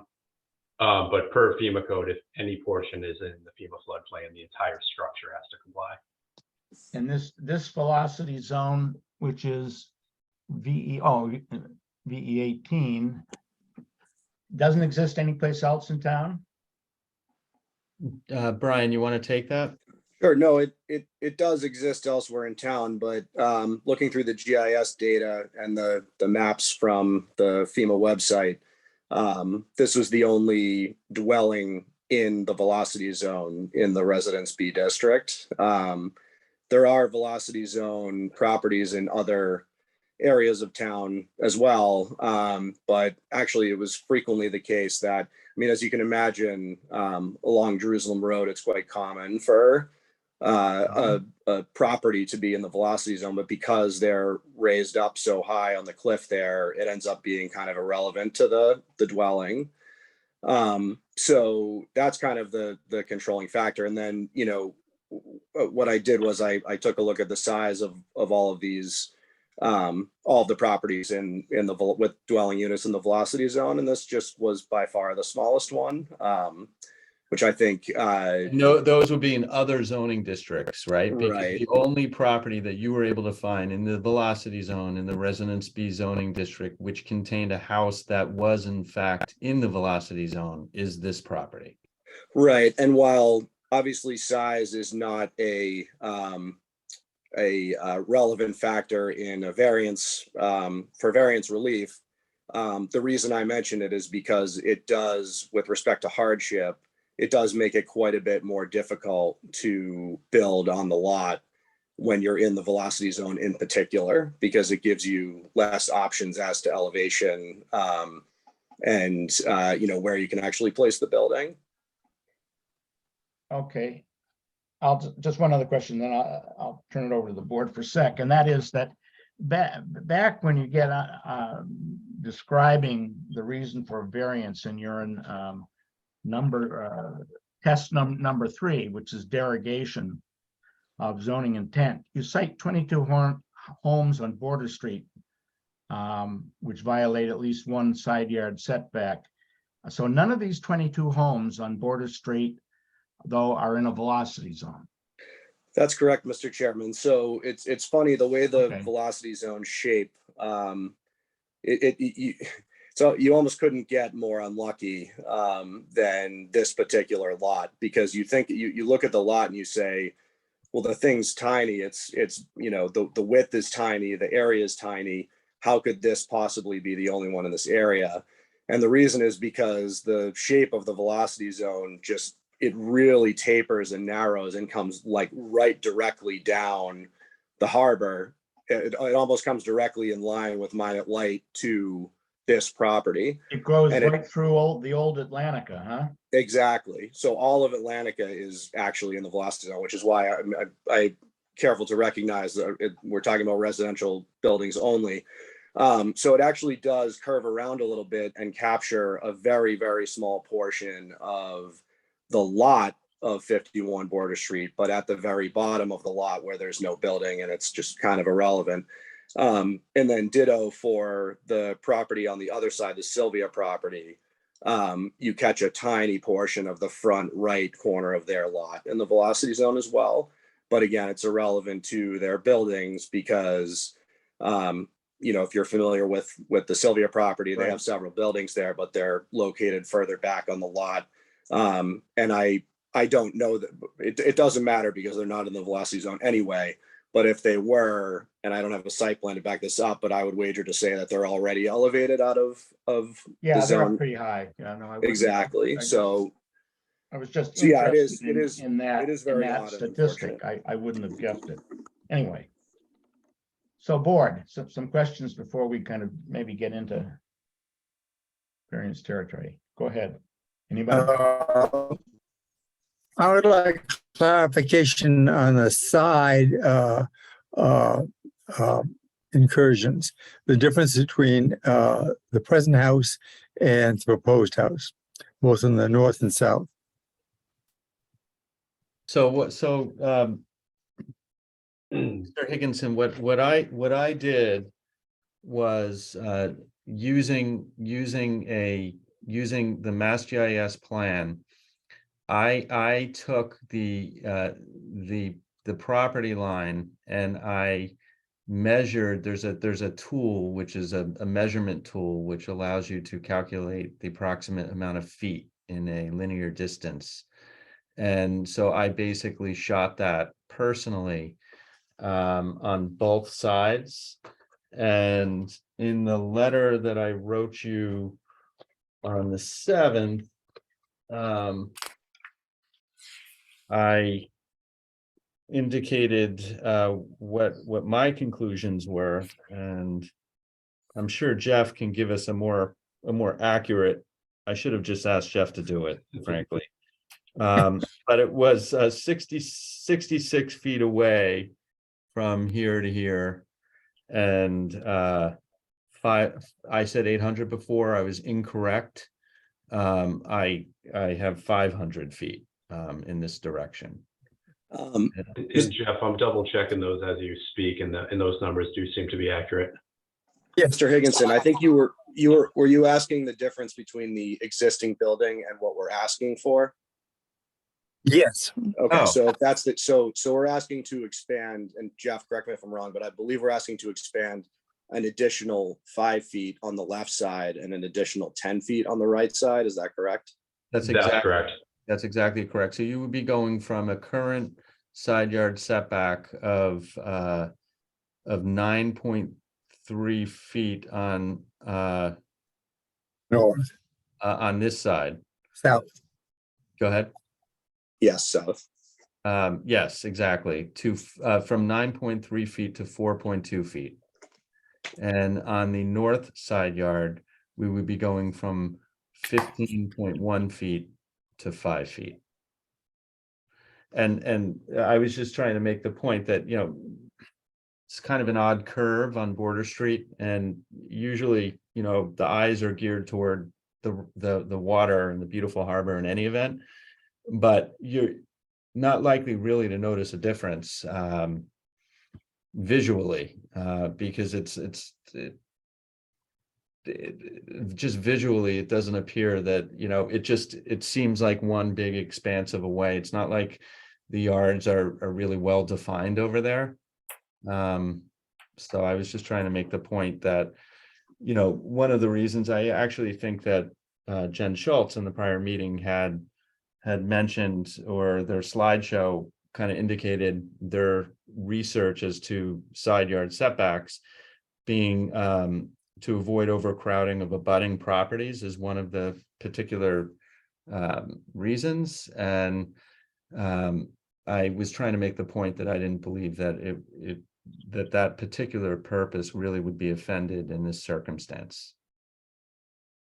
One other thing I'd like to mention to the board is in our efforts to come to an agreement with the abutters on the Hill, the Massas. I don't know if anyone's driven by the property lately, but we framed up a little mock roof ridge of where both the size, length, location, and height of where the highest point of the new building, of the proposed building, would be.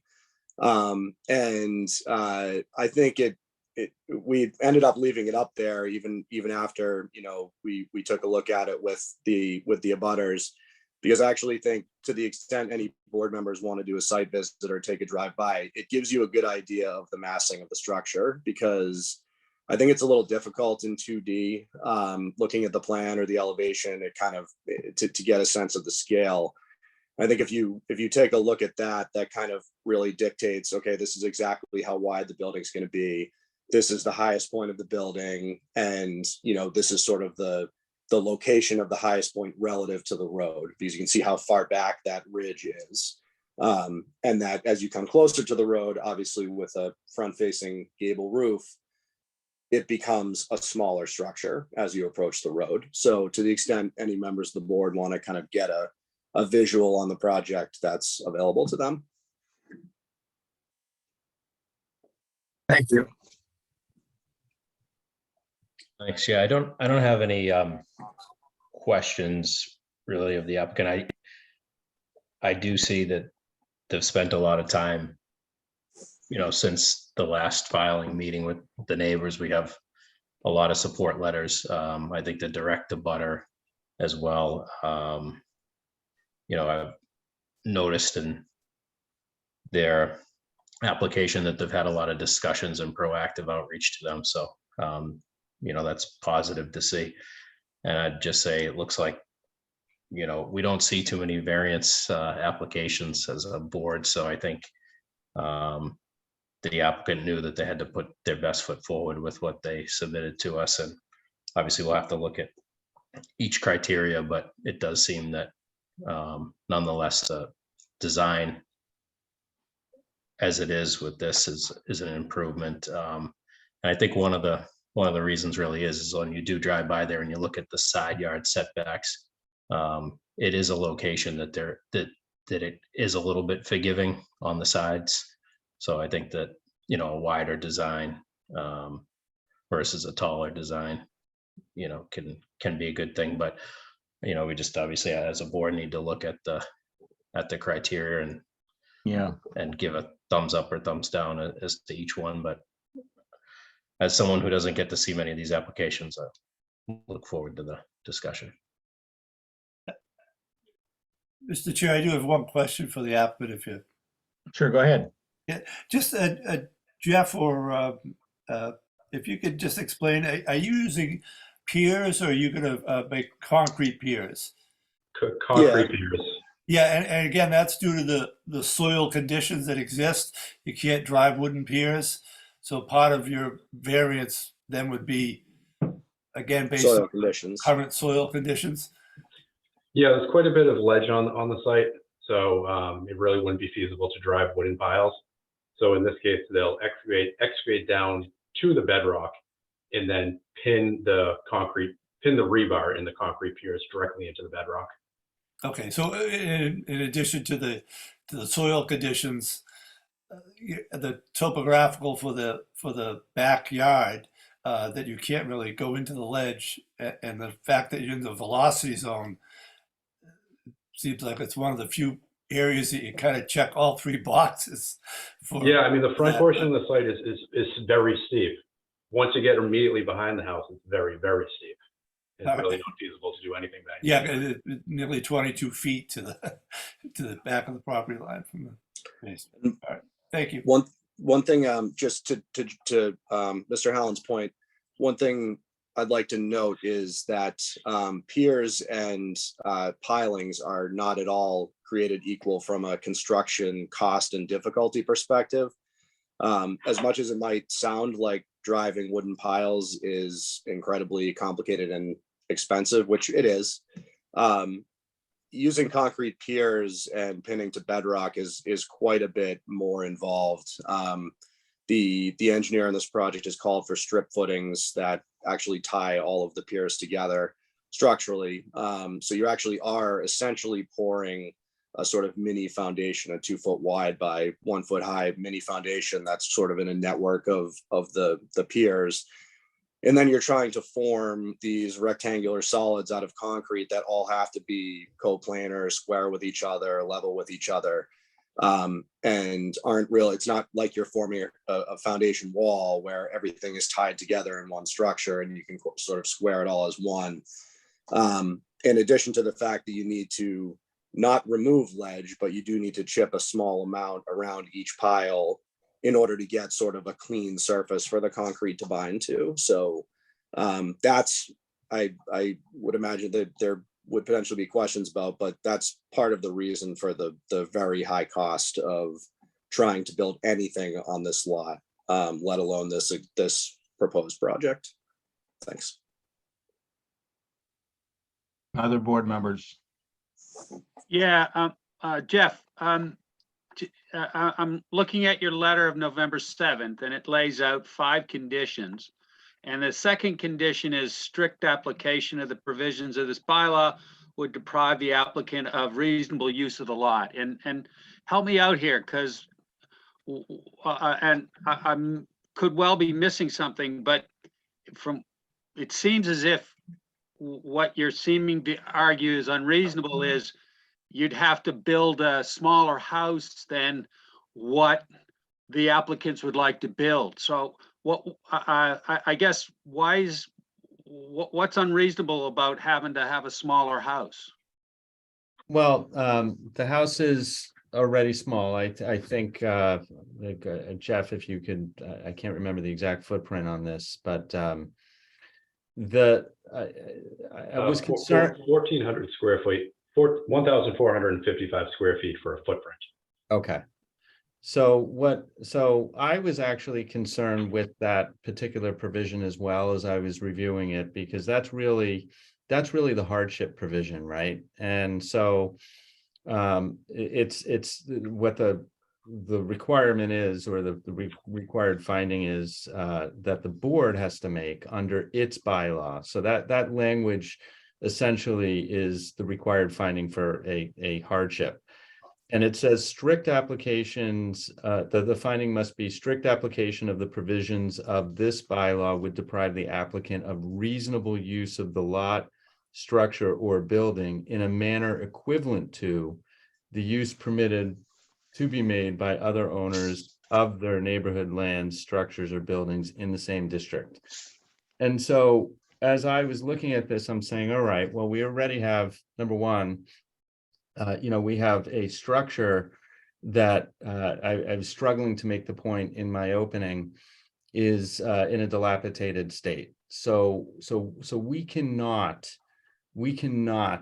just pick that structure up. There are houses, it happens from time to time in Hummerock, that literally are lifted and placed onto piers. That can't happen here because because of the structural unsoundness. And so we're forced, as a result of the building code, because we're in the velocity zone, to comply with the flood compliant requirements of the building code. And that would mean then that if we had to build the exact same structure onto piles, it would be an exceedingly expensive financial hardship for us, because we're now being forced into a situation where we have to drive these concrete piers and do everything that Brian just indicated, just to even bang a single nail. And so what I can appreciate the concept that, oh, you're just going, this is just a larger house, and isn't that more of a convenience for you? It's really a hardship to create the same house. And so in order to fit a family of a reasonable size, like the Risky family, modestly, we would have to actually expand the size. And if we can't expand up because it is substantially more detrimental, our only option is to expand right and left. And so, I had Brian run the numbers, and Brian, you can go through the numbers, but he calculated it at like $1,000 a square foot based on this site. And so if we were to do that, essentially, it would just be an incredibly unreasonable financial hardship for the same use in the zoning district, that everyone else. Jeff, I'm going to ask you to, before we conclude tonight, to agree to go back and rethink your argument. Financial hardship is not a hardship according to case law and chapter section 6. It can't be self-created. Well, it can't be taking self-created. of land creates a hardship. Say again? So on and so forth. Or, maybe the land disappears into the ocean. But nobody forced the Wariskis to buy this house. So on and so forth. They created their own hardship. And well, I would disagree. There's case law on that. The case law is Lamb v. Zoning Board of Appeals, Appeals Court 76-513. And what the conclusion in that particular case is that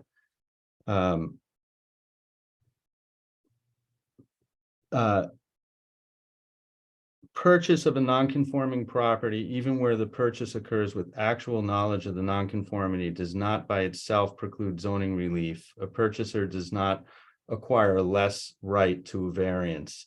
And it goes on to talk about self-created hardship and the fact that when you're purchasing property that with knowledge of a hardship, that's not creating a self-imposed hardship. And so there's some language in case law that deals with that particular circumstance. Again, is what I think maybe you need so. to. Why don't you send me that case? But I'll tell Yeah. you, I can find plenty of cases that say, come to Michael Dickey's point, nobody forced them to build a bigger house. They could have replicated that house and not required a variance. Now, I admit that with a family of 5, that house may be too small, but that's a different matter. Yeah, I think Family that, of 2, it might not be too small. And so there Yeah, would be no financial hardship. right, the size of the family is irrelevant. Whether they have 10 kids or 2 kids, it's irrelevant. It's more that it's not economically feasible to build a smaller house on that lot, because what you'd end up with is a house far less valuable. You'd end up owning an asset that's far less valuable than it costs to build. And the reason for that is due to the soil and topography of the lot. And that's, I think, why it's. Well, they're sequential tests. Mhm. The first one is soil topography, et cetera. If you pass that, you have to pass the hardship test before you can even get into issues of derogating from the purpose of the bylaw, et cetera. So it isn't the best 2 out of 3 or anything of the sort. The first has to be topography, and the second has to be, I would suggest, a non-self-created hardship. And buying a house has, I mean, I'm happy, Jeff, offline to talk a little bit about, or at least share with the board, other cases where financial hardship has not been considered a hardship at all. Yeah, I mean, so just to correct, I think you mentioned section 6. It's actually set forth, the standard set. Oh, I'm sorry, for a variance in 10, yeah. Yeah, in you're 48 right. section 10, and the language, it includes the ability to have a hardship, right? It's the question is substantial hardship. So what it says is where a literal enforcement of the provisions of this bylaw would involve substantial hardship, financial or otherwise, to the owner of the building or parcel. And so what I think Brian was kind of getting at there correctly is that the hardship needs to be viewed in light of the unique factor of the lot. So here we have, like you said, a sequential test, soil shape or topography, and we have 2 out of the 3, topography and soil, right? So now the question is how does that create a hardship for us? And the reason why it creates a hardship is because that particular requirement puts this particular property, those particular factors of topography and soil put this particular property in a velocity zone, which then if anybody, forget about the Wariskis, if anybody comes along and wishes to take this blight in this particular zoning district and create a nice looking home, whether it be a small home or not a small home, they are going to be required, because of this these unique factors, to undergo a substantial financial hardship. And it has nothing to do necessarily with the purchase of the property. It has to do with the cost to do what is required by the bylaw, by the building code, because of the topography, because of the soil. And we're characterizing that as I hear you. financial hardship. I'm just suggesting you could make a stronger case than you have. And I would like to see a stronger case where it's less the fact that they want a bigger house or whatever, and it more is this relationship. Yep. Then I think it doesn't come out at me. Okay. Yep. That's all. I'm not saying this. I'm just saying you're gonna have to help us. Mr. Chittick. One other Could I- question, Mr. could I- Chittick. Just What? I one think, question, I think Mr. Don Chittick. Howland wants to speak and then Brian. Okay.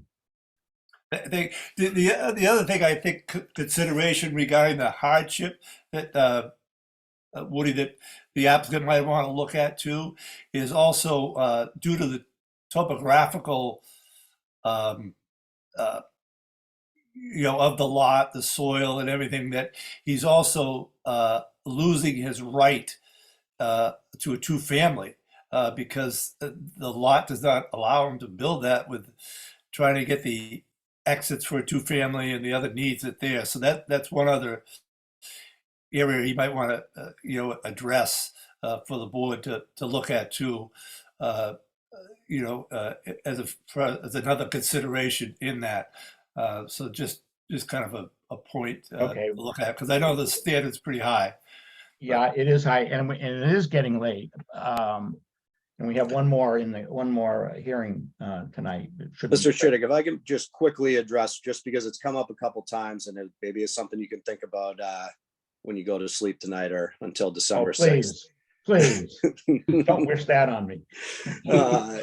It's just, I just want to make sure, I don't want to put too fine a point on it, but I do want to make sure, because I understand that the initial gut reaction when you see something like this is just build a smaller home on the lot. And I just want to make sure it's 100% clear that the building of the smaller home is what's making it financially infeasible. And it's mainly due to the economies of scale associated with building a home. So you build a home that's 200 square feet, 2,000 square feet, 4,000 square feet. There's sort of this ramping effect at what the value of the ultimate asset is when you're done building it.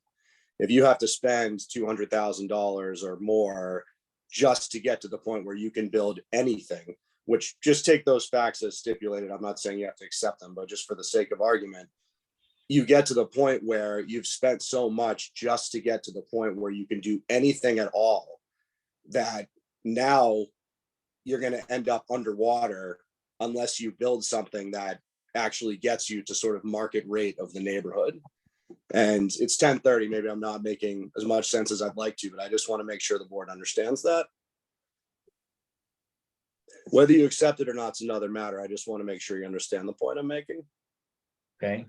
Dave, you want to say something, I can tell. But you're muted.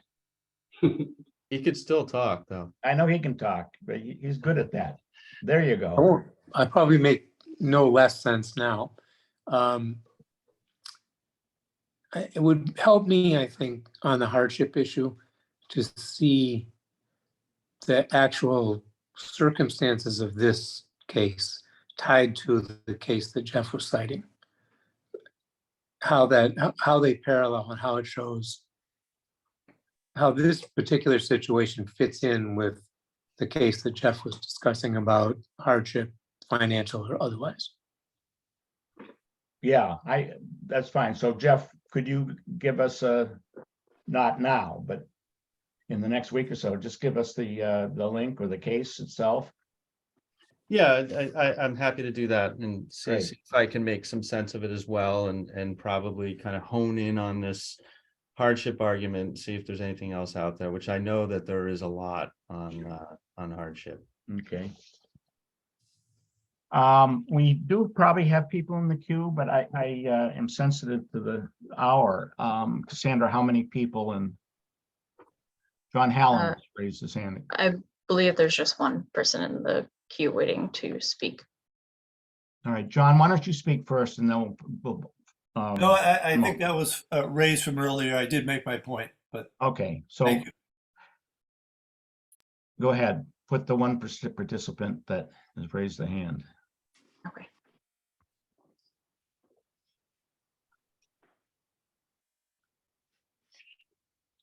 Hi. Go ahead, you're on.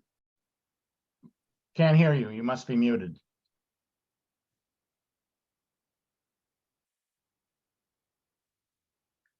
Says it's not muted. There you go. There you go. Okay, we couldn't hear you before. Great, that was weird. I had to turn it on and off. Hi, Don Massis-Stankiewicz, Georgie Mass's niece and representing the Mass family for 51 Border Street. I just really wanted to stress strongly that the new plans for the proposed variance greatly improve the looks of the house. We worked with the Wariskis very closely, back and forth with different designs. We even have a legal agreement regarding what we agree to for the building itself that we weren't able to finalize until yesterday, so it was not able to be shared or submitted. But we've done a lot of talking and back and forth and negotiations to get to where we are right now.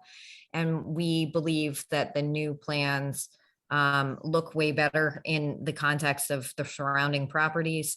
To Jeff's point, by going wider in that lot space with respect to where our property is and where the Sylvia's property lies, it's very far between any kind of actual buildings or structures on either side. So we fully support going to the sides of the property. We really care mostly about how the property fits in within the looks of the town. We understand they need to be built up on the pillars for FEMA reasons, and we all agreed on that elevation of 51. And the board on top of the home that Brian was mentioning is actually at elevation 50.6. But it's close enough where it kind of gives a good visual of what it would look like. And the Wariskis and the Masses all took photos together of the view of that board, where the board actually comes into view, and how the building would be built and created. And if it were beyond that, that's obviously well beyond what everyone's claiming measurements to be. So as far as where we were in the summer to where we are now, I think we've come a really long way. And I just want to go on record saying that the new plans we support with the conditions set forth in our agreement. The old plans that we were reviewing at the last hearing, we don't support whatsoever. And I just wanted to make sure that was made clear. I do know that my father, Don Massa, is also online, and I don't know if he wanted to say anything more about this, but that's really all I had to say. All right, well, let me just say that you have obviously done a lot of homework. I would like to see the verbal and visual, or the written and any visual support you have available submitted for to the committee. So what we have is a written agreement, and we'll be happy to provide that to the board. Great. That's fine. So again, I think you're probably getting a sense that the board isn't saying no. The board is saying you've got to make a somewhat better case. Okay, you got it. You know, I know variances are tough, so. Yeah, and I don't want to look back on this one and say, boy, we really turned our back on one of the 2 or 3 key conditions. But that we got to consider it fairly. Okay, I don't know if your father does want to speak, but if it's just to sort of say you've come to agreement, I mean, I think we've heard that. And that's nice. I'm glad you did that. But if not, I would propose that we continue this hearing until the 6th. And we're going to have to make some assignments, but anybody want to second that? I'll second it. I'll second. Okay, move to John seconded, all in Higginson. favor, Woody Chidick, aye. Dave McMorris, aye. John Higginson, aye. Lee Darcy. Michael Dickey, aye. Okay, and before Matt we, Watkins, aye. we've got one more case. One more hearing. What, I Mr. think Chair, it's- What? Mr. Chair, how about we also continue the special permit one as well? Fine, okay, I make a motion to continue the special permit until December 6th. Second. Okay, Woody Chidick, aye. Dave McMorris, aye. Thank you all very much. Michael Dickey, aye. Okay, so Bill that's, Watkins, they're aye. both moved to the December 6th. We have one more hearing. I certainly apologize to Mr. Honeywell or who's ever representing him. I didn't expect this to go quite this late, but on the other hand, I don't want to jinx it, but I think this is one of those that shouldn't take us half an hour either. So who can we promote on 91 Atlantic Avenue? I'm working on that right now. I have to switch everybody out.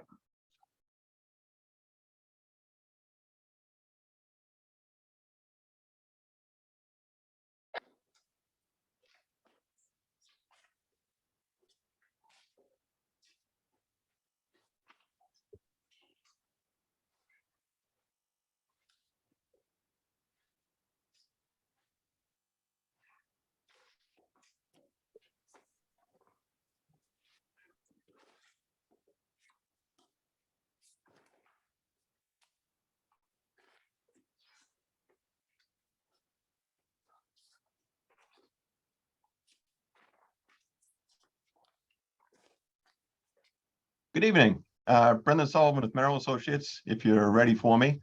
Here with Kevin Asmus from HC Design as well. Okay. So I'd like to pull up the plan if I could here. So this is a 91 Atlantic Ave. We're representing the owner, the Phyllis Houghton estate, and also the prospective buyer, Hollis Honeywell. Sorry, Hollis. And he's the applicant for this property for 91 Atlantic Ave. We are seeking relief under section 9.7, the floodplain and watershed protection district. So we're on the let's say the east side of Atlantic Ave. It's a property that goes and tails out to the Atlantic Ocean, which is Sandy Cove as well. The existing, the lot is conforming. It's in residence RC. It's conforming with respect to lot area, frontage, lot width, height, and all that. There is a there's a side yard setback that's non-conforming, a 19.4 setback. That's the right side dimension. So the idea on the house is we're going to lift the house. The portion of the lot is in AE elevation 11 floodplain. Most of the lot itself is in like lot area elevation 7's down here. 8 is around up in here, and around the house is like around elevation 8 and 9. It's basically a 1.5, maybe a 2-story house. It's less than 30 feet in height. So the idea is we're gonna lift the house approximately 3 feet and put a full foundation underneath it. No basement involved, but there will be flood vents to allow the flood waters to flow through. And we're going to move the building to make it conforming with this side yard setback. So it'll be no longer non-conforming. It will be conforming in that side. We're going to move the house about 7/10 to the north to make it conforming. We're also putting a detached garage, 2-bay garage that will be connected with a covered walkway to the main dwelling. This garage will be the side yard setback will be 15.2. It's greater than 100 feet in setback, and the portion of the house that's in the setback will be less than 15 feet in height. The side yard setback in this area is 20 feet. So the existing dwelling will be raised. I say raised is going to be lifted to approximately elevation. So the first floor will be elevation 14.5. The existing first floor is about elevation 11.2. And like I said, it'll be a full foundation underneath with flood vents. It's currently not compliant. There are no flood vents currently in the structure now. The garage slab will be at elevation 9.5, so it'll be above that elevation.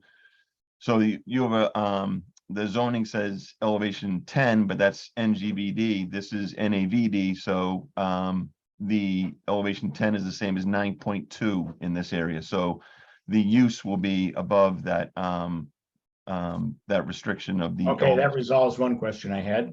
That's That good. that will be above that elevation 10 in the zoning bylaw. So as I said, the slab is 9.5, there'll be flood vents, and there will be living space above on the second floor on that. We've been to conservation, received an order of conditions, and we're in front of conservation for a stormwater permit this coming Thursday. I think that's about it from my end. If you have any architectural questions, I'm sure Kevin could answer them for you. Or if you have any other I questions. just have a quick question. When you raise the house, the main house, and move it back, you know, the fraction to get it to comply, is there any new construction of the house itself, or is this simply a move and raise it, RAISE? Yes, so I think maybe Kevin, you speak to that. I think there's some interior stuff that's going on. No, I don't care about interior. It's the exterior. No, no, for the exterior, it's, I mean, as far as anything new would be, you know, new siding and new windows, but no. No, that's not zoning though. No addition. Okay. No new additions on the main house. All right. I didn't see any, but I wasn't sure. Yeah. Worth asking. I suppose is Conservation Commission, oh, you said a stormwater permit is on the way? Yes, yep. Like I said, we did get order of conditions and stormwater permit.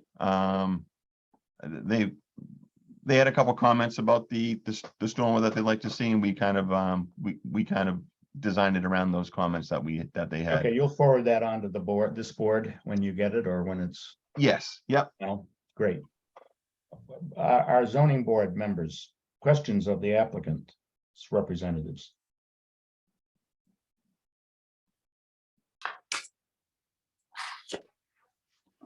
One. I don't have any. Give it a shot. Okay. Charlie, anything come to mind? No, I think they've done a very good job of designing it and meeting the conservation and zoning rules. So I'm impressed, and certainly the prior owners were very unhappy with the high tides coming in their living room. It was known as the house that floods. Yeah, around town. Yeah, I don't have anything. Dave McMorris, No, I'm fine. Matt Watkins, or Lee, or Mike? I'm good, Woody. Okay. I'm all set. All right, well, I'd make a motion to continue this till December 6th. At which time we will deliberate on a draft decision. Oh, Woody, I see John has his hand up. John, okay, I'm sorry. Shoot away. I apologize. I was putting it in the lower mode and it went up. So no questions. I think they're, again, moving it to comply with zoning. So, and the elevation. So I think it's going to be very beneficial. Yeah. Okay. Is there anybody in the queue, Cassandra? There is not. All right, well, I would make as I just said, I've made the motion to continue this to December 6th for review of a draft decision and a vote. So, Second. okay, moved and seconded. Woody Chidick, aye? Dave McMorris, aye. Charlie Higginson, second. Lee Okay. Doss, aye. Michael Dickey, aye. Matt Watkins, aye. Beautiful. Could we take about 30 seconds or somewhat and do some assignments? I've agreed to do the Lennon decision. Thank you all. Okay. Thanks. And the Sestito project, do we have a volunteer for that? I mean, are we? I can do that one. Remember, are we expecting anything more from them, or is this? No, I I didn't. don't think so. Okay, I'm getting a little fuzzy at at this hour of night. So, okay, Matt is doing that one with Capizzoli. There's still some loose ends, but I don't know. Does somebody want to take a draft, a stab at a draft, or do you think we're not ready? I think all we're waiting for is some actual language from the water department. That an agreement agreed language between the water department and the applicant. I suppose we could draft something, and if it's not available, we don't have to vote on it. Right. Does somebody want to volunteer? Okay, Dave. Coming down to it here. The Wariskis, I think that is continued, and I do think we need a little more oomph in back of their preferred, in favor of their preferred solution. And I think it may be, I don't know, I don't want to speculate, but I think we could afford to continue that. Don't need a draft, or I don't know. I'm not ready to do a draft decision on that one. And the special permit is continued and is a fallback. And who wants to do this one, which is Honeywell, or at least 91? I haven't done one in a while, and it looks simple enough that I will probably do it, unless someone else is dying to take it. Charlie, if you're not dying to take it, I'm going to hold the Wariskis for you when the time is right. I'll take this one. Okay, well, all right, Mike, let's give this to Charlie. All right. All right, Mike, I guess we know which one you're gonna tackle when the time is right, and I can work with you in that. All right. So I think we've covered all the assignments, and everything is more or less going to be off our plate. Okay, so I'd make a motion to adjourn. Second. Thank you for your patience, by the way. Moved and seconded. Woody Chidick, aye. Dave McMorris, aye. Matt Watkins, aye. Okay, that's 3, Lee Darcey. 4, Michael Dickey, aye. 5. Charlie. Oh, I did. Oh, you did? Aye. Okay. All right. So we're adjourned. Thank you all. Happy Thanksgiving. Yeah, happy Thanksgiving. Stay Everybody, well. Happy please. Thanksgiving. Thank Thank you. you. Good job. Okay. Bye-bye. Good night. Night, everyone.